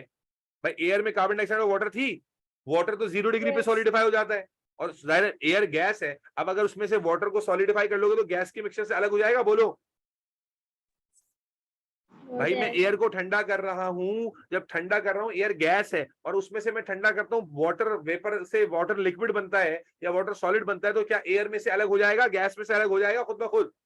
तो बेटा -80 डिग्री सेल्सियस तक हम इसको कूल डाउन करते हैं, जहां पर कार्बन डाइऑक्साइड और वाटर दोनों सॉलिडिफाई होकर एयर से अलग हो जाते हैं, एयर से अलग हो जाते हैं। अब जरा काउंट करते रहना, सबसे पहले एयर को फिल्टर किया, डस्ट अलग की, उसके बाद ठंडा किया -80 डिग्री तक, और यहां पर क्या निकल गया, कार्बन डाइऑक्साइड भी निकल गया और वाटर वेपर भी निकल गया। पीछे क्या रह गया, बोलो? प्राइमरी कंपोनेंट रह गया कौन कौन से? नाइट्रोजन, ऑक्सीजन, उसके बाद जो सेकेंडरी कंपोनेंट उसमें आर्गन रह गई। यस और नो? यस। अब मेरे बच्चे एयर की जो कूलिंग है ना उसको कंटिन्यू किया जाता है, बहुत इंपॉर्टेंट स्टेप है बेटा। CO2 और H2O निकल कैसे गया? अरे मेरे बच्चे, तुम लोगों का साबुन स्लो चल रहा है लग रहा है। ओहो, अब मैं जब आगे बढ़ता हूँ फिर तुम लोग पीछे का सवाल पूछते हो ना, इसका मतलब पता नहीं पहले क्या कर रहे थे। मान लो इस कंटेनर में एयर है, गैस है, ठीक है। अब जनाब यार आप कूल डाउन कर रहे हो, कूल डाउन करने से आपको पता चलता है कि जो सब्सटेंस है वो अपने अपने जो लिक्विफिकेशन पॉइंट है या जो फ्रीजिंग पॉइंट है वहां फ्रीज हो जाता है। एयर एक गैस है। अब इसमें अगर गैस के अंदर मौजूद कोई चीज लिक्विड में कन्वर्ट होगी तो क्या वो लिक्विड बॉटम पे नहीं जमा हो जाएगा और इवेंचुअली सॉलिडिफाई हो जाएगा, गैस से खुद ब खुद अलग नहीं होगा? अरे बोलो भाई। Yes sir. अब इसमें क्या रॉकेट साइंस है लल्लू लाल? जब आप किसी चीज को ठंडा कर रहे हो, गैसियस मिक्सचर है, उसमें कोई चीज ठंडा होकर लिक्विड बन गई है, सॉलिड बन गई, तो ऑटोमेटिकली वो गैस से साथ मिक्स थोड़ी रहेगी, अलग हो जाएगी ना। अरे बोल भाई। जी सर। अब आईने में जाके 5 उंगलियां अपने आप को जरूर दिखा देना, ठीक है? आगे चलते हैं। तो रिमेनिंग, अब एयर को पहले ठंडा किया, ये फिगर्स याद रखने, -80 तक लेकर आए, एमसीक्यू में आ जाते हैं। कार्बन डाइऑक्साइड, वाटर निकल चुके, वाटर पहले निकलता है फिर कार्बन डाइऑक्साइड निकलती। अब रह गया रिमेनिंग नाइट्रोजन, ऑक्सीजन और आर्गन। अब रिमेनिंग मिक्सचर को अब समझना गौर से, अब अब्दुल राफे गौर समझना, is further cool down to -200 degree Celsius. -200। अब यहां तक क्या होता है जरा समझना, -200 तक असल में देखो, जो हमारा नाइट्रोजन है ना, नाइट्रोजन उसका लिक्विफिकेशन पॉइंट है -196, और जो ऑक्सीजन होता है उसका लिक्विफिकेशन पॉइंट होता है -183। मेरी बात गौर सुनना। और आर्गन का जो फ्रीजिंग पॉइंट है या आर्गन का जो लिक्विफिकेशन पॉइंट है वो बहुत ही नीचे है, यानी -200 से भी नीचे। तो अब आप क्या करते हैं, 3 चीजें रह गई थी जब आप यहां तक आए, तो 3 चीजें रह गई थी, नाइट्रोजन, ऑक्सीजन और आर्गन। ठीक है जी। तो अब आप एयर को ठंडा करते हो, ठंडा करते हो, ठंडा करते हो, ठंडा करते हो, -200 तक चले जाते हो। तो -200 तक चले जाने का मतलब क्या है कि ये दोनों कंपोनेंट लिक्विड हो जाएंगे, बोलो भाई, ये दोनों कंपोनेंट लिक्विड हो जाएंगे भाई, ये दोनों कंपोनेंट लिक्विड हो जाएंगे। Yes sir. जब आप ठंडा कर रहे हो तो ठंडा करते करते -183 -196 का मल्टी बॉइलिंग फ्रीजिंग पॉइंट, अपना लिक्विफिकेशन पॉइंट आया, तो ये दोनों लिक्विड एयर में कन्वर्ट हो जाएंगे, यानी एयर लिक्विफाई हो जाएगी, और एयर की गैस में सिर्फ क्या बच जाएगा, बोलो? जब ये दोनों लिक्विड बन के अलग हो गए तो सिर्फ पीछे क्या बच जाएगा, आर्गन। तो मालूम हुआ कि आर्गन के लिए मजीद हमें उसके फ्रीजिंग पॉइंट तक जाने की जरूरत नहीं है, हम -200 तक आते हैं। -200 तक आर्गन जो है वो गैस की फॉर्म में ही रहती है, लेकिन नाइट्रोजन और ऑक्सीजन जो है वो लिक्विफाई होकर अलग हो जाती है। तो इसका मतलब अगर उसी कंटेनर पे आ जाएं तो पहले कार्बन डाइऑक्साइड और वो निकल गई थी, अब पीछे रह गई थी क्या क्या, इसी कंटेनर में समझो, पीछे रह गई थी नाइट्रोजन, ऑक्सीजन और आर्गन। तो आर्गन तो अभी भी गैस की फॉर्म में रहेगी, जबकि नाइट्रोजन और ऑक्सीजन जो है वो लिक्विड फॉर्म में यहां पर जमा हो जाएगा, लिक्विड नाइट्रोजन और liquid oxygen. Is that clear? Yes sir. Is that clear बच्चों? अब जब -200 पर आर्गन अलग हो गई, आर्गन कैसे अलग हुई, समझ आई बात? नाइट्रोजन ऑक्सीजन सेपरेट हो गई लिक्विड फॉर्म में, आर्गन अलग हो गई, आर्गन गैस सेपरेट हो गई। अब मेरे बच्चे ये जो हमारे पास लिक्विड है इसमें से नाइट्रोजन और ऑक्सीजन को अलग अलग करना है, कोई रॉकेट साइंस ही नहीं है मेरे बच्चे। -200 पे दोनों लिक्विड होंगे, बोलो -200 पे दोनों लिक्विड होंगे। हाँ भाई अब्दुल राफे, -200 पे दोनों लिक्विड होंगे या नहीं? यस सर होंगे। अब बेटा क्या करोगे आप, स्लोली वार्म करोगे इसको, स्लोली वार्म करोगे दोबारा से -200 से टू -196, -200 से गर्म करना शुरू कर रहे हो, -196 तक आओगे। -196 से ऊपर नाइट्रोजन किसमें कन्वर्ट हो जाएगी वापस, बोलो -196 पर नाइट्रोजन वापस किसमें कन्वर्ट हो जाएगी, लड़कों लड़कियों बोलो। जब आप पानी को लिक्विड को गर्म कर रहे हो -196 पे, क्या वो लिक्विड रहेगा या गैस बन जाएगी वापस? गैस बन जाएगी। गैस बन जाएगी। तो अब आपके पास ये क्या था, सब्सटेंस सोल्यूशन, नाइट्रोजन ऑक्सीजन का सोल्यूशन था। तो आप -200 से जब वापस गर्म करने की तरफ गए तो -196 में नाइट्रोजन इसमें से खुद ब खुद निकलकर गैस में कन्वर्ट हो जाएगी, नाइट्रोजन अलग हो गई, पीछे रह गई ऑक्सीजन। ठीक है जी, इस तरह से एयर की सेपरेशन होती है, एयर के सारे कंपोनेंट को। भाई फिर सुन लो, खुदा के लिए फिर सुन लो। सबसे पहले एयर को फिल्टर करते हैं डस्ट के लिए, उसके बाद फिर एयर को कूल डाउन करके कार्बन डाइऑक्साइड और वाटर निकालते हैं। इसके लिए -80 तक का टेम्परेचर काफी होता है। फिर जो 3 हीट गैसेज हैं, नाइट्रोजन ऑक्सीजन और आर्गन, इनको कूल डाउन करते जाते हैं -200 तक स्ट्रेट अवे चले जाते हैं। इस दौरान में नाइट्रोजन ऑक्सीजन लिक्विफाई होकर अलग हो जाती हैं और आर्गन को पीछे छोड़ देती हैं, तो आर्गन अलग हो गई। अब ये जो लिक्विड मिक्सचर है नाइट्रोजन ऑक्सीजन का, इसको स्लोली वार्म करते हैं, तो -196 जो कि लिक्विफिकेशन पॉइंट था, यहां पर जब गर्म होती है तो वो दोबारा गैस में कन्वर्ट हो जाती है, नाइट्रोजन अलग हो गई गैस में कन्वर्ट होकर, और उसके बाद जनाब पीछे ऑक्सीजन रह जाती है। सारे कंपोनेंट हमने सेपरेट कर ली। बेटा बात समझ में आई है या नहीं आई है? आया नंबर अब्दुल्ला मोहम्मद, समझ आ गया। अब्दुल्ला मोहम्मद, फरिया पराचा, साद Furqan, Mohammad bin Khalid, Nabiya Sultan. Yes sir. Sir last वाला पॉइंट दोबारा समझाएं। क्या कह रहे हो बेटा? लास्ट वाला पॉइंट दोबारा समझाएं। मेरे भाई, मेरे दोस्त, मेरे चुन्ने मुन्ने, आपको इस डायग्राम पे फोकस करनी थी। पहले आपने इसमें से क्या निकाल दिया, पहले झटके में -80 तक के झटके में आपने कार्बन डाइऑक्साइड और वाटर निकाल दिया। ठीक है, अब रह गई थी 3 गैसेस। 3 गैसेस में ये बहुत हीट है, इस मैंने बताया इसका जो लिक्विफिकेशन पॉइंट है वो -196 है और इसका जो है -183 है। तो आप सीधा 200 तक चले गए, -200 तक। -200 पर ये दोनों लिक्विड में कन्वर्ट होकर बॉटम पे चली जाएंगी और आर्गन गैस ही रहेगी, तो आर्गन अलग हो गई, आर्गन अलग हो गई। अब रह गया नाइट्रोजन ऑक्सीजन लिक्विड स्टेट में। अब -200 से वापस आप इसको गर्म करना शुरू करोगे, -196 पे जैसे पहुंचोगे तो नाइट्रोजन का ये क्या है, बॉइलिंग पॉइंट। नाइट्रोजन क्या कर जाएगी, दोबारा से लिक्विड से गैस में कन्वर्ट हो जाएगी, इस मिक्सचर में से गैस बन के अलग हो जाएगी, पीछे ऑक्सीजन रह जाएगा। एयर के सारे कंपोनेंट्स आपने अलग कर दिए।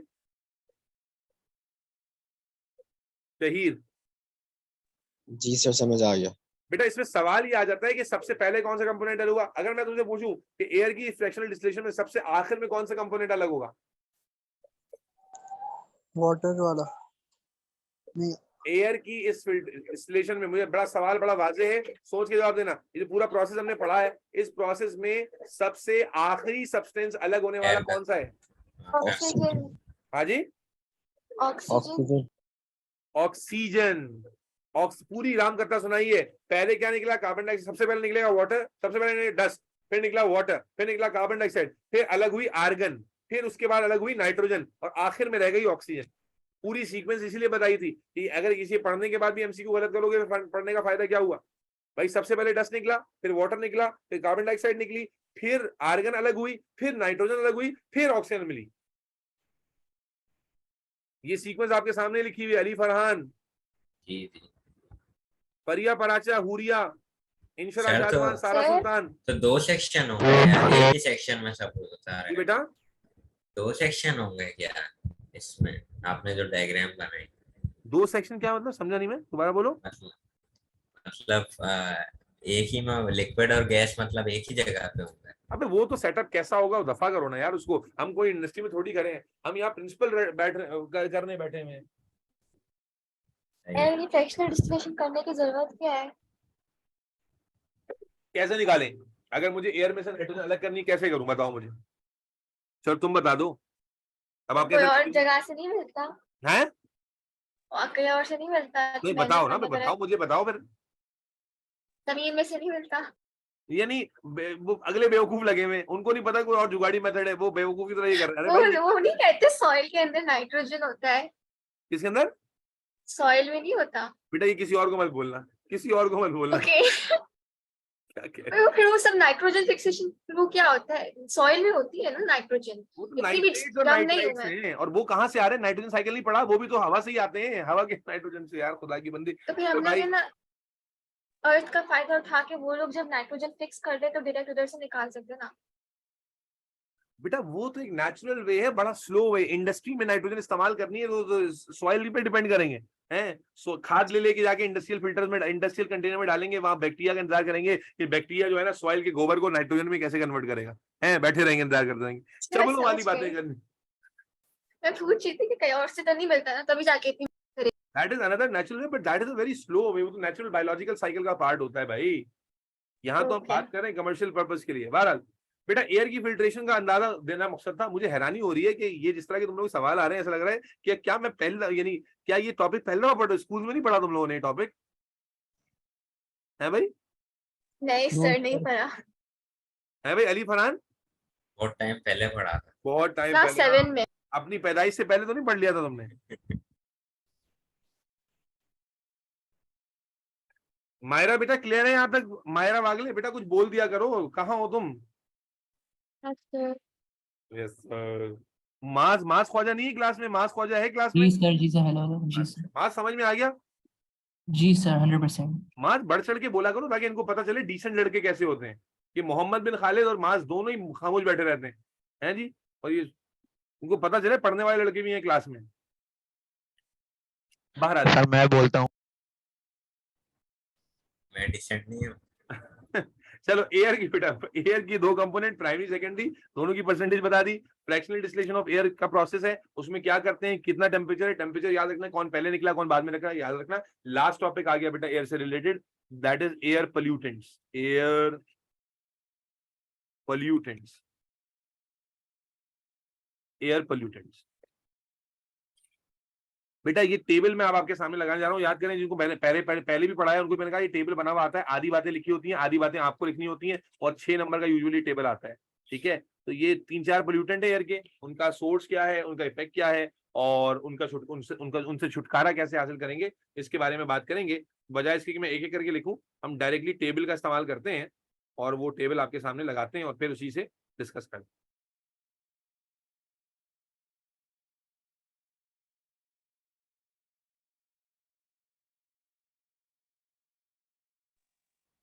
टेबल बहुत, यानी one of the most frequently जो क्वेश्चन आया है ना इस चैप्टर में, शुरू में भी कहा कि पेपर 2 में अब तक जो इस चैप्टर से सबसे ज्यादा सवाल आया वो यही वाला है।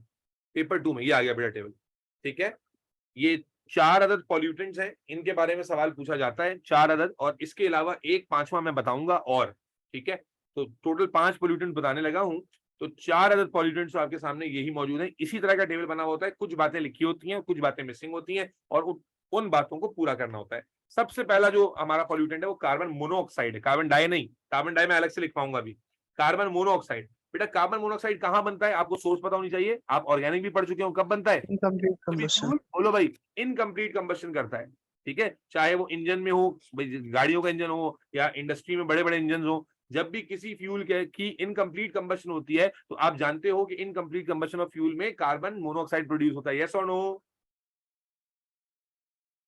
अरे बोलते जाओ भाई, ये तो पढ़ा है। इफेक्ट क्या होता है आप बायोलॉजी वालों को तो बताने की जरूरत नहीं है, केमिस्ट जो उनकी बायोलॉजी नहीं है वो थोड़ा जान लें कि बेटा ये क्या करता है। हमारा जो खून है, जो हम लोग सांस लेते हैं तो आपको मालूम है कि हमें ऑक्सीजन चाहिए, लेकिन कार्बन मोनोऑक्साइड क्या करता है, इस ऑक्सीजन से कम्पीट करता है। असल में जो हम ऑक्सीजन इनहेल करते हैं, ये मैं उनके लिए बता रहा हूँ जो बायोलॉजी वाले नहीं है, कि ऑक्सीजन जब हम लोग नॉर्मली ऑक्सीजन लेते हैं तो ये ऑक्सीजन हमारे जाकर रेड ब्लड सेल्स पर, यानी खून के जो सेल्स हैं रेड ब्लड सेल्स, उनमें हीमोग्लोबिन एक प्रोटीन होता है, उस पर बाइंड होती है, और haemoglobin is just like a taxi of oxygen, taxi for oxygen. जैसे टैक्सी में बैठ के पैसेंजर अपनी जगह पर पहुंचता है, इसी तरह हमारे सारे सेल्स को ऑक्सीजन चाहिए। तो जब हम ऑक्सीजन को इनहेल करते हैं तो ऑक्सीजन हमारी लंग्स में जाती है, फिर लंग्स से जनाब ये अपनी टैक्सी हीमोग्लोबिन में बैठती है, और फिर हीमोग्लोबिन से हर सेल पे ड्रॉप करता है। मसला ये है कि जब हम इनकम्प्लीट कंबशन से कार्बन मोनोऑक्साइड प्रोड्यूस करते हैं, जैसे सिगरेट स्मोकिंग में होती है, सिगरेट स्मोकिंग में भी क्या हो रही है, इनकम्प्लीट कंबशन होती है। तो सिगरेट स्मोकिंग वाला बंदा भी क्या कर रहा है, कार्बन मोनोऑक्साइड इनहेल कर रहा है। तो कार्बन मोनोऑक्साइड क्या करता है, क्या करती है कि वो ऑक्सीजन को ना कॉम्पिटिशन में पीछे छोड़ देती है। इट बीट्स ऑक्सीजन, यानी ऑक्सीजन ने टैक्सी में बैठना है सेल्स तक जाने के लिए, लेकिन ये क्या करती है, ऑक्सीजन को टैक्सी में बैठने नहीं देती। बाइंड विद हीमोग्लोबिन, ये हीमोग्लोबिन टैक्सी पे खुद बाइंड हो जाती है, ठीक है जी। और जब टैक्सी पे खुद बाइंड हो जाएगी, ऑक्सीजन बाइंड नहीं होगा, तो अल्टीमेटली ऑक्सीजन की जो सप्लाई है सेल्स को वो डिक्रीज हो जाएगी। और सेल्स को ऑक्सीजन क्यों चाहिए होती है, टू प्रोड्यूस एनर्जी। अगर सेल्स को ऑक्सीजन नहीं मिलेगी तो वो एनर्जी प्रोड्यूस, बोलो भाई, नहीं कर सकेंगे। That leads to fatigue and sometimes death, ठीक है। डेथ कब हो जाती है, जब आप एक ऐसे क्लोज्ड एनवायरनमेंट में है जहां कार्बन मोनोऑक्साइड ज्यादा हो गई है। तो आप, जैसे आपने सुना होगा कि अक्सर लोग रात को हीटर चला के सो गए, हीटर चला के सो गए और मर गए। कैसे मर गए कि भाई वो फ्यूल जल रहा था, हीटर चलाया हुआ था, फ्यूल जल रहा था, कार्बन मोनोऑक्साइड प्रोड्यूस हो रही थी, कमरे में जो है ना एयर, फ्रेश एयर के आने का कोई रास्ता नहीं था, तो कार्बन मोनोऑक्साइड इतनी ज्यादा हो गई, ऑक्सीजन कम हो गई, तो अल्टीमेटली क्या हुआ, रात को सोए थे फिर सुबह उठे ही नहीं। या जैसे सिगरेट स्मोकिंग वाला बंदा है, मैंने पहले भी स्मोकिंग का टॉपिक बायोलॉजी में जब पढ़ाया है, तो ये बात हमेशा की है कि स्मोकिंग आप जब भी देखते हैं बंदे को करते हुए, तो कब होता है, कभी भी आप भागते हुए बंदे को स्मोकिंग करते हुए नहीं देखेंगे, कभी ये नहीं देखेंगे कि एक हाथ में डंबल उठा रहा है और एक हाथ से स्मोकिंग कर रहा है। आप कभी भी स्मोकिंग को ऑब्जर्व करेंगे स्मोकर को, तो वो रिलैक्सिंग पोजीशन में स्मोक कर रहा होगा, बैठा हुआ होगा, टहल रहा होगा, ठीक है ना, लेट के कर रहा होगा। क्यों?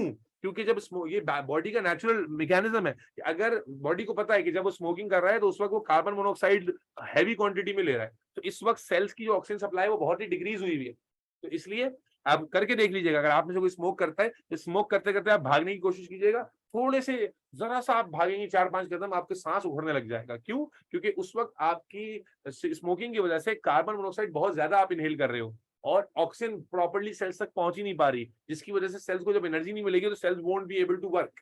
जब सेल्स काम करने के काबिल नहीं होंगे तो आप कोई भी इंटेंस एक्टिविटी नहीं कर पाओगे। बहरहाल बायोलॉजी की क्लास नहीं है ये। तो कार्बन मोनोऑक्साइड नंबर 1 सोर्स क्या है, incomplete combustion of fuel, any type of fuel, cigarette smoking is another major source. और इसका इफेक्ट क्या होता है कि it binds to haemoglobin, and haemoglobin से जब बाइंड हो जाती है तो ऑक्सीजन की जो सप्लाई है उसे कॉम्प्रोमाइज कर देती है सेल्स को, उसकी वजह से फटीग यानी थकान और डेथ भी हो सकती है सिवियर केसेस के अंदर। Are we clear about this?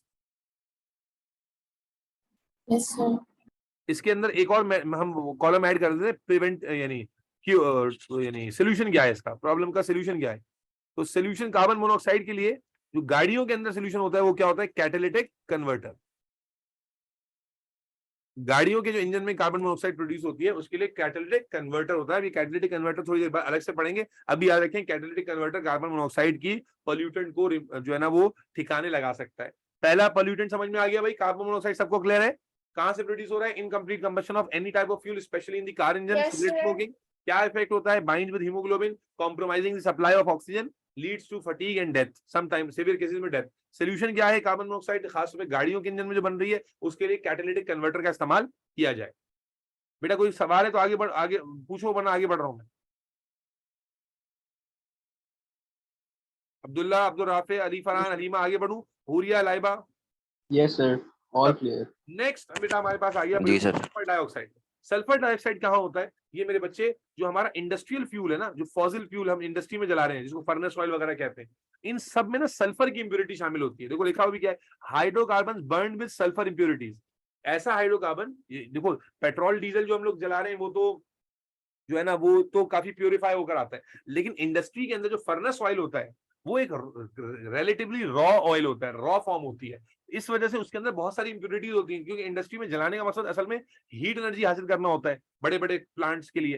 तो इसलिए वहां पर इतनी सेपरेशन पर बात नहीं की जाती कि इसमें सल्फर अलग करो या अलग करो। तो जो इंडस्ट्रियल फ्यूल होता है जो हाइड्रोकार्बन फ्यूल ही है, लेकिन उसमें सल्फर वगैरह की इंप्योरिटीज होती है। तो जब उसको जलाते हैं तो आप जानेंगे कि सल्फर जब कंबस्ट होगा तो सल्फर की कंबस्शन से क्या बनेगा, सल्फर डाइऑक्साइड। तो सल्फर डाइऑक्साइड वहां से हवा में आ जाती है, वहां से हवा में आ जाती है, यानी वहां जल रही है और जलकर जब उसका जो स्मोक है वो हवा में निकल रहा है तो जनाब यारी वो भी हमारे एटमॉस्फेयर का पार्ट बन गई। और सल्फर डाइऑक्साइड का मेजर इफेक्ट क्या होता है, एसिड रेन। एसिड रेन अभी हम अलग से पढ़ेंगे कि एसिड रेन क्या होती है, कि वो बारिश जो एसिडिक। तो सल्फर डाइऑक्साइड का जो कंट्रीब्यूशन है, सल्फर डाइऑक्साइड का भी और नाइट्रोजन डाइऑक्साइड का भी, ये दोनों चीजें, दोनों गैसेस सल्फर डाई भी और नाइट्रोजन डाई भी, ये कंट्रीब्यूट करती हैं एसिड रेन में। एसिड रेन वो बारिश है जो एसिडिक होती है, बिल्डिंग्स को नुकसान पहुंचाती है, स्किन को नुकसान पहुंचाती है, पानी को नुकसान, दरख्तों को नुकसान पहुंचाती है, वो बारिश जो बजाय फायदे के नुकसान देती है, एसिड रेन। और इसके अलावा ब्रोंकोस्पैज्म करती है, ये एमसीक्यू आ चुका है। ब्रोंकोस्पैज्म का मतलब है वो फंदा लग जाता है ना, खांसी का फंदा लगता है, वो एक के बाद खांसी आई जा रही है। तो अगर आप सल्फर डाइऑक्साइड को डायरेक्टली इनहेल कर लें तो ये आपके लंग में ब्रोंकोस्पाज्म क्रिएट करती है, यानी आपकी लंग की जो ब्रोंक्यूल्स होती हैं, लंग की जो वेसल्स होती हैं, उनको ये कॉन्ट्रैक्ट करके छोड़ देती है, जिससे आप सांस नहीं ले पाते और सांस ना लेने की वजह से आप खांसी करने लगते हैं जोर जोर से। That is what we call bronchospasm. ये एमसीक्यू में पूछा जा चुका है, which of the following is responsible for or can be responsible for bronchospasm. ठीक है ना। ब्रोंकोस्पाज्म स्पेसिफिकली, स्पाज्म और सल्फर दोनों एस से आ रहे हैं। ब्रोंकोस्पाज्म स्पेसिफिकली जो है सल्फर डाइऑक्साइड से होता है। दोबारा समझिएगा, सल्फर डाइऑक्साइड हाइड्रोकार्बन फ्यूल्स या इंडस्ट्रियल फ्यूल्स जिनमें सल्फर की इंप्योरिटी हो, उनकी कंबशन से प्रोड्यूस होकर हवा में आती है। मेजर जो इसका इफेक्ट है वो एसिड रेन है, और इसके अलावा ब्रोंकोस्पाज्म कॉज करती है, स्पेशली इन एस्मेटिक्स, जो एस्थमा पेशेंट्स होते हैं, नॉर्मली भी करेगी। उसके बाद आ जाते हैं, अच्छा इसका सोल्यूशन क्या है? ब्रोंकोस्पैज्म फिर बता दो।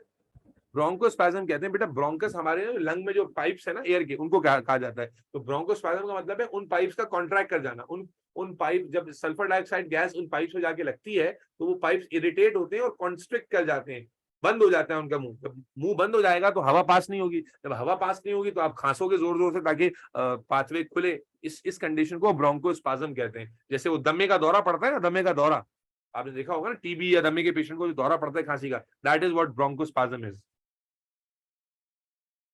ठीक है भाई। लाइबा, मायरा, अगले बात समझ में आ रही है? इसकी सॉल्यूशन बता दो। बता रहे हैं जाओ। सर ये फोटोकेमिकल स्मॉग क्या है? अबे भाई वहां तक पहुंचने दो यार, क्या कर रहे हो तुम? अब तो राफे कोई गाली वाली सुन लोगे मुझसे, लग रहा है। तुम क्या हो गया तुम्हें लड़के? बेटा इसका सोल्यूशन, भाई सल्फर डाइऑक्साइड तो फारिग हो जाए।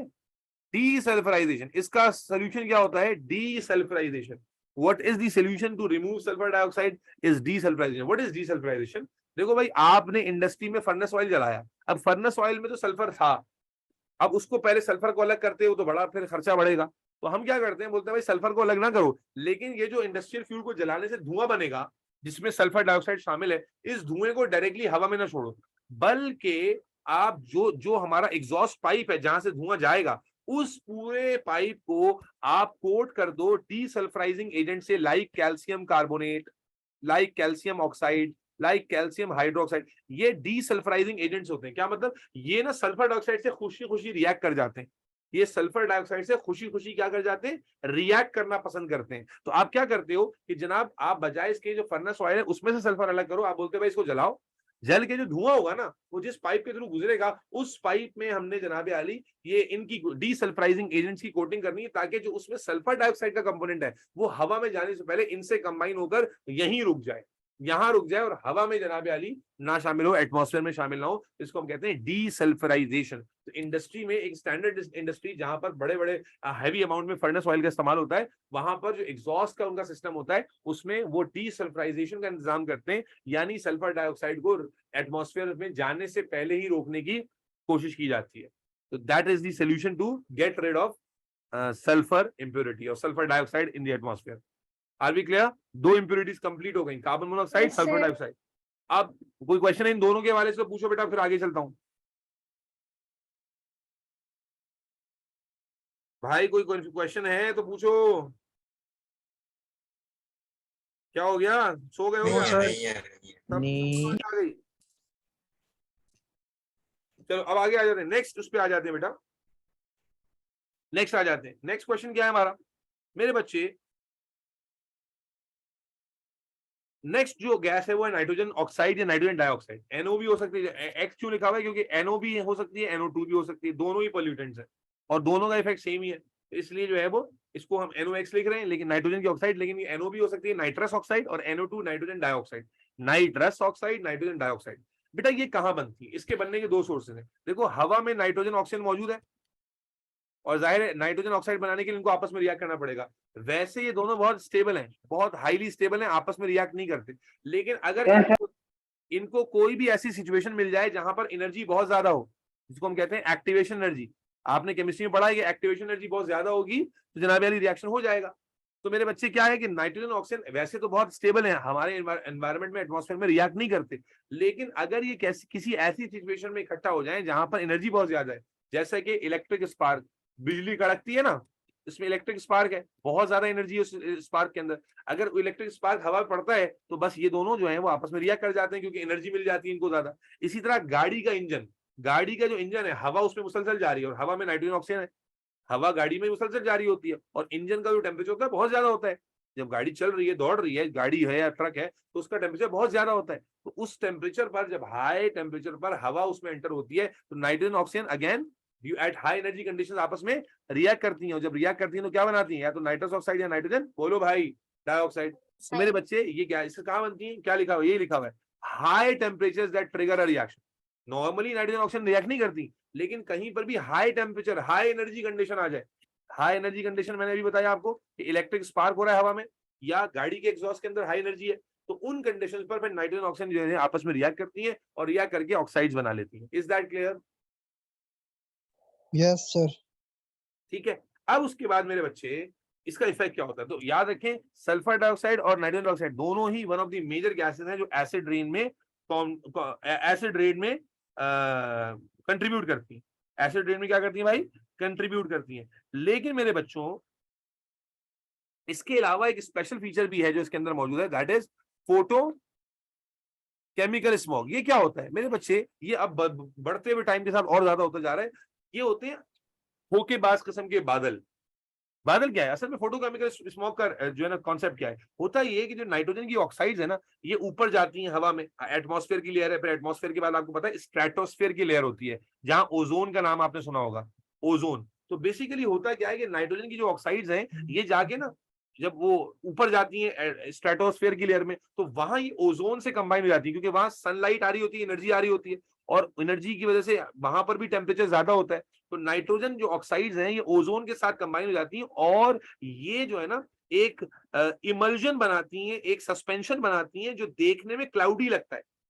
अब फोटोकेमिकल स्मॉग का अगर आप इंटरनेट गूगल पे सर्च करेंगे तो आपको इमेजेस नजर आ जाएंगी। ये देखने में सिटीज के ऊपर क्या है, ऐसा लग रहा है कि बहुत गदला सा, यानी बहुत गंदा सा आसमान हो रहा है, ऐसा लग रहा है कि बादल का जो बादल क्लाउड्स हैं इनका पता नहीं कलर कैसा हो गया है, लाइट ब्राउन सा क्यों हो गया है, या ये डार्क ग्रे क्यों ज्यादा लग रहा है। तो बेसिकली ये सारे फोटोकेमिकल स्मॉग्स की फॉर्म है। फोटोकेमिकल स्मॉग क्या है, ये वो बेसिकली आर्टिफिशियल, नॉट आर्टिफिशियल, ये पोल्यूटेड किस्म का क्लाउडी या पोल्यूटेड किस्म का इमल्जन है, पोल्यूटेड किस्म का एक क्लाउड है या क्लाउड लाइक स्ट्रक्चर है जो कि नाइट्रोजन ऑक्साइड जाकर स्ट्रेटोस्फेयर की लेयर पे फॉर्म करती है ओजोन से कंबाइन होने के बाद, और फिर वो हमारी एटमॉस्फेयर की लेयर में जाहिर होना शुरू हो जाता है। तो that is what we call photochemical smog. ठीक है, तो फोटोकेमिकल स्मॉग पर्टिकुलरली नाइट्रोजन की ऑक्साइड्स की वजह से होता है। और दूसरा मैंने आपको बताया कि एसिड गंदे बादल, बस जी बेटा, दूसरा नाम इसका गंदे बादल। हाँ, समझने के लिए गंदे बादल रख लें आप नाम। सर ये जो बाहरी मुल्कों में जो प्लेन से बनाए जाते हैं बादल केमिकल हवा में डाल के, ये वो वाली चीज नहीं होती नहीं है नहीं क्या? बेटा, वो तो आप बना रहे, हम पागल है फोटोकेमिकल स्मॉग बनाएंगे, दिमाग तो नहीं खराब हो गया। ये तो वो है जो हमारी पोल्यूटेंट खुद ब खुद बना रहे हैं। हम जो बना रहे हैं वो तो आर्टिफिशियल बारिश करने के लिए बना रहे हैं भाई। ये जो फोटोकेमिकल स्मॉग है ये तो नाइट्रोजन ऑक्साइड की वजह से ऑटोमेटिकली बन रहा है, और जब ये बनेगा तो अल्टीमेटली हमारे एनवायरनमेंट को खराब करता है, सनलाइट को इंटरप्ट करता है, ओजोन को डैमेज कर रहा है, बहुत तरह तरह के नुकसान है इसमें। ठीक है, अब इसका सोल्यूशन क्या है, नाइट्रोजन का सोल्यूशन क्या है, तो नाइट्रोजन का सोल्यूशन भी बेटा कैटालिटिक कन्वर्टर है।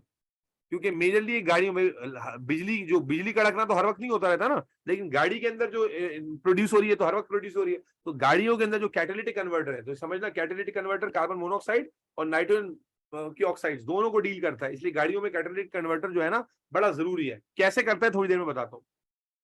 ठीक है जी, नाइट्रोजन ऑक्साइड्स भी कंप्लीट हो गई। अब आ जाते हैं लेड कंपाउंड्स। लेड कंपाउंड्स के बारे में बताया था भाई, ये कहाँ बनेगा, कंबशन ऑफ लेडेड फ्यूल्स। ये जो ईरानी तेल आता है ना, ईरानी पेट्रोल, आप कहते हो सस्ता क्यों है, ये लेडेड होता है, लेडेड। इसमें लेड इंप्योरिटी शामिल होती है, नेचुरली इसमें लेड है। अब अगर आप इस फ्यूल को डलवाते हैं और इस फ्यूल को जनाब आली आप कंबस्ट करते हैं तो इसमें लेड के वेपर्स बनते हैं। इसी तरह पेंट, अब तो लेड फ्री पेंट आता है दुनिया में, जो अच्छी कंपनीज है वो लेड फ्री पेंट बनाने लगी है। लेकिन जो लेड के कंपाउंड्स होते हैं ना वो बड़े अच्छे कलर्स देते हैं। तो एक जमाने तक अभी भी पाकिस्तान में जो लोकल कंपनीज है उनका पेंट जो होता है वो लेड वाला पेंट होता है। तो लेड पेंट्स जो होते हैं, यानी लेड कंटेनिंग पेंट्स जो होते हैं, जब नया नया खासतौर पे पेंट हुआ तो आपने देखा उसमें स्मेल आ रही होती है, उसमें लेड वेपर्स भी होते हैं। इसी तरह अगर ईरानी तेल है, लेडेड फ्यूल है, उसको कंबस्ट कर रहे हैं तो उसमें भी लेड वेपर्स बनेंगे। और बेटा अगर आप ये लेड वेपर्स इनहेल करते हैं और ज्यादा क्वांटिटी में इनहेल करते हैं तो ये बड़ा ही सिग्निफिकेंटली नुकसान पहुंचा रहे हैं। आप देख रहे हैं ब्रेन को डैमेज करते हैं, बच्चों की ब्रेन डेवलपमेंट को रोक देते हैं और देर पा किस्म के इफेक्ट कॉज करते हैं, डेवलपमेंट ऑफ द चाइल्ड रुक जाती है। तो जरा समझिएगा कि सल्फर डाइऑक्साइड का इफेक्ट भी बायोलॉजिकल है। आपने देखा यहाँ पर कार्बन मोनोऑक्साइड का इफेक्ट भी बायोलॉजिकल, इसका ब्रोंकोस्पाज्म वाला एस्पेक्ट बायोलॉजिकल, और इसका लेड का ब्रेन डैमेज का इफेक्ट जो है वो बायोलॉजिकल है। तो लेड जो है टॉक्सिक होता है ह्यूमन बॉडी के लिए, ह्यूमन बॉडी के लिए lead is just like a toxin. तो अगर हम उसे इनहेल कर लेते हैं और हमारे ब्लड में लेड आ जाता है तो अल्टीमेटली ये मल्टीपल सेल्स इंक्लूडिंग ब्रेन को डैमेज करेगा, नर्व्स को डैमेज करेगा। ठीक है, Yes, sir. Is that clear? Yes, sir. अच्छा, अब जल्दी से आखिरी बात कर लेते हैं कैटालिटिक कन्वर्टर की। अभी हमने कैटालिटिक कन्वर्टर की बड़ी राग अलाप ली। कैटालिटिक कन्वर्टर क्या करता है गाड़ी में?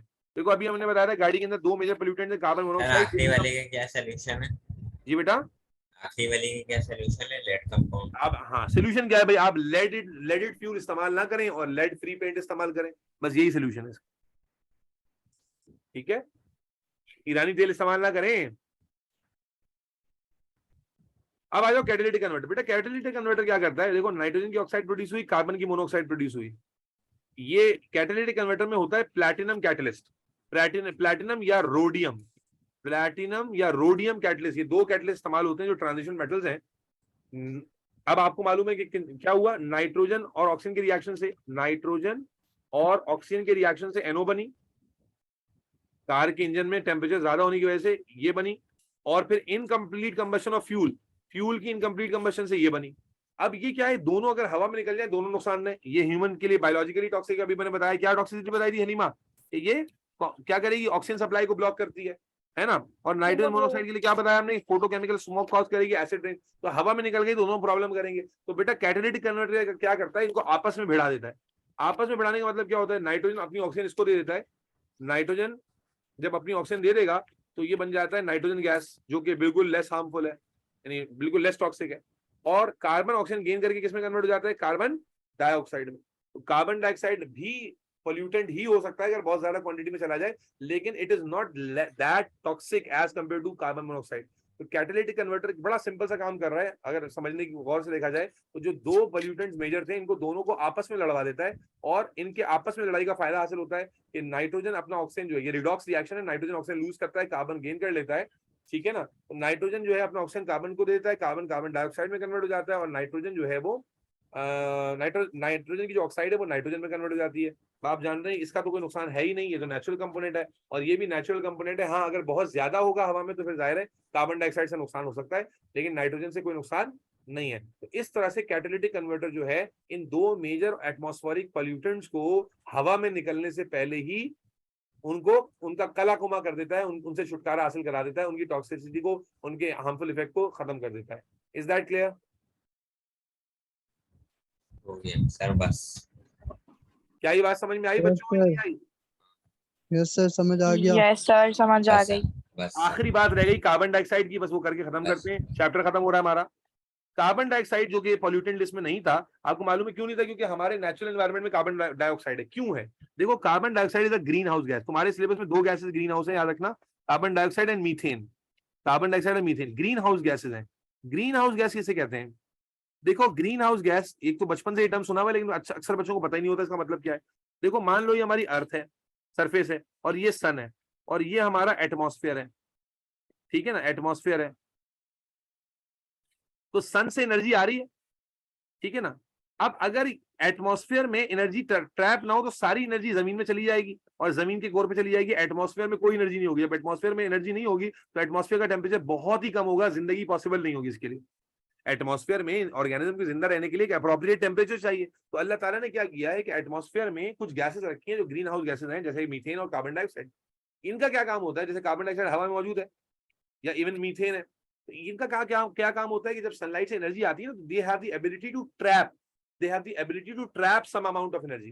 यानी सन से जो एनर्जी आ रही है उसका कुछ हिस्सा ही एटमॉस्फेयर में ट्रैप कर लेते हैं, और जब ये ट्रैप कर लेते हैं तो एटमॉस्फेयर में टेम्परेचर मेंटेन हो जाता है, एटमॉस्फेयर में हीट आ जाती है। और उसी हीट की वजह से आप देखते हैं कि हमारी इन्वायरमेंट का टेम्परेचर है और जो जिसमें हम जिंदा रहने के काबिल। लेकिन अगर आप सोचिए कि कार्बन डाइऑक्साइड बहुत ज्यादा हो जाए तो इसका तो काम क्या है, हीट को ट्रैप करना। जब ये बहुत ज्यादा होगी तो हीट तो ट्रैप करती जाएगी ना, जब हीट ट्रैप करती जाएगी तो क्या एटमॉस्फेयर का टेम्परेचर बढ़ना शुरू हो जाएगा? बोलो। यस इसी को क्या कहते हैं? Global warming. वार्मिंग। जो ग्लोबल वार्मिंग है क्या है Ali Farhan? Global warming carbon dioxide के हद से ज्यादा बढ़ जाने का नतीजा है। नॉर्मली तो अल्लाह ने कार्बन डाइऑक्साइड को क्यों रखा था? ताकि एटमॉस्फेयर के अंदर ये हीट की सर्टेन अमाउंट को ट्रैप करे, ताकि एटमॉस्फेयर का टेम्परेचर जिंदगी के काबिल हो, रहने के काबिल हो, जिंदा रहने के लोगों के लिए काबिल हो। वरना तो एटमॉस्फेयर का टेम्परेचर बिल्कुल माइनस में होता और जिंदगी मुश्किल हो जाती। लेकिन जब हमने तरह तरह से कार्बन डाइऑक्साइड, हर जगह हर कंबशन में कार्बन डाइऑक्साइड प्रोड्यूस होती है, चाहे गाड़ी हो चाहे हम हो, हमारे अंदर भी कंबशन है, हम भी कार्बन डाइऑक्साइड प्रोड्यूस करते हैं। दुनिया जहाँ की सोर्सेज है कार्बन डाइऑक्साइड प्रोड्यूस करने की, जब कार्बन डाइऑक्साइड प्रोड्यूस होकर एटमॉस्फेयर में बढ़ती जा रही है तो अल्टीमेटली क्या हो रहा है, ये अमाउंट ऑफ जो हीट है उसको ट्रैप करती है। इसीलिए आप देखो किचन के अंदर, आप देखो किचन का टेम्परेचर बाकी कमरों से अलग होता है, थोड़ा सा इंक्रीज होता है किचन का टेम्परेचर। क्यों? क्योंकि किचन में चूल्हे का इस्तेमाल होता है। चूल्हे में कौन सी गैस आ रही है? मीथेन। तो मीथेन गैस जब आपके किचन में शामिल है एयर में, तो मीथेन क्या करती है, कुछ अमाउंट ऑफ हीट को ट्रैप करके रखती है। आप किचन में किसी भी वक्त चले जाओगे ना, तो एज कम्पेयर टू रूम्स आपके किचन का टेम्परेचर थोड़ा सा हायर होता है। क्यों? क्योंकि मीथेन गैस किचन में नॉर्मली लीक हो रही होती है। उस लीकेज की वजह से जो किचन में हीट है वो रिटेन होती है। तो इन गैसेस का काम क्या है कि ये हीट को रिटेन कर सकती हैं। जब ये जरूरत से ज्यादा बढ़ेंगे तो हीट रिटेंशन ज्यादा होगी, जिससे ग्लोबल वार्मिंग होगी। ग्लोबल वार्मिंग का नुकसान क्या है कि अर्थ का टेम्परेचर जब बढ़ेगा तो जो ग्लेशियर्स हैं वो पिघलेंगे, तो ग्लेशियर्स पिघलेंगे तो उनका पानी वाटर लेवल पे ऐड हुआ। जब वाटर लेवल समंदर का पानी बढ़ेगा, जब दरियाओं का पानी बढ़ेगा तो फ्लड्स आएंगे, जो टेरेस्ट्रियल इलाके हैं वो खत्म हो जाएंगे, डूब जाएंगे, सुनामीज आएंगे, दुनिया तबाह बर्बाद हो जाएगी। यस और नो? मोहम्मद, Yes. माज, परिहा, हलीमा, मरियम, मुनीजा, सारा, रुमैसा, सबको जी क्लियर है? सर। आइना, यस सर। रूहा, जैद, सबको क्लियर है? जी बेटा? सर। Yes sir. मेरे बच्चों ये चैप्टर, ये टॉपिक अल्हम्दुलिल्लाह हमारा खत्म हो गया। ठीक है भाई? सर एक चीज पूछनी थी जी बेटा बोलें। सर, वो जो आप बता रहे थे ईरान के तेल में लेड के वेपर्स होते हैं, तो उस वेपर्स को हम अलग नहीं कर सकते किसी तरीके से? इस पेपर को क्या नहीं कर सकते? अलग नहीं कर सकते? नहीं, अलग नहीं कर सकते ना, क्योंकि देखो ये तो नॉर्मली घर में बच्चे एक्सपोज हो रहे हैं। कोई हमने घर में कोई केमिकल लैब तो लगाई भी नहीं है। लेड के वेपर्स कहाँ से आ रहे हैं? समझो ना कि वो तो उसके अंदर नेचुरली इनबिल्ट उसके नेचुरल रिसोर्स मौजूद है। पेंट के कलर का बेसिक कंपोनेंट ही लेड इस्तेमाल किया हुआ है आपने, तो वो तो लेड रहेगा। या फ्यूल में लेड नेचुरली शामिल था, या तो आप फ्यूल फिल्टर करते हैं। अगर आप फ्यूल फिल्टर करके लेकर आओगे फिर तो वो ईरानी तेल रहेगा ही नहीं, फिर तो वो स्टैंडर्ड तेल हो जाएगा। ठीक है ना? और अगर आप पेंट की बात करो तो पेंट में तो कलर का कंपाउंड ही लेड वाला है, तो उसमें लेड को कैसे अलग करेंगे? फिर कलर ही नहीं आएगा। तो बेहतर ये है कि आप वो कंपाउंड इस्तेमाल ना करें जो लेड वाले हैं, आप दूसरे कंपाउंड इस्तेमाल करें कलर के लिए। तो इसलिए इसका सोल्यूशन यही है कि आप लेड फ्री पेंट्स इस्तेमाल करें जिसमें लेड नहीं होता। ठीक है? और जो फ्यूल है वो भी फिल्टर्ड फ्यूल हो, लेडेड फ्यूल ना हो, ताकि कंबशन ऑफ लेड ना हो। Okay sir. और कार्बन डाइऑक्साइड को खत्म करने का, कार्बन डाइऑक्साइड जो बढ़ गई उसको खत्म करने का क्या तरीका है? The only way to remove carbon dioxide from the atmosphere is plantation. The only way to remove carbon dioxide from the atmosphere is forestation, plantation. This is the only way by which we can get rid of carbon dioxide, excess amount of carbon dioxide. Otherwise, carbon dioxide is continue to increase and it is causing more and more heat to trap in our environment, and that is why the temperature of the earth is kept on rising and global warming हो रही है, जिसके लिए दुनिया परेशान है। Sir are भी clear? बात समझ में आ गई?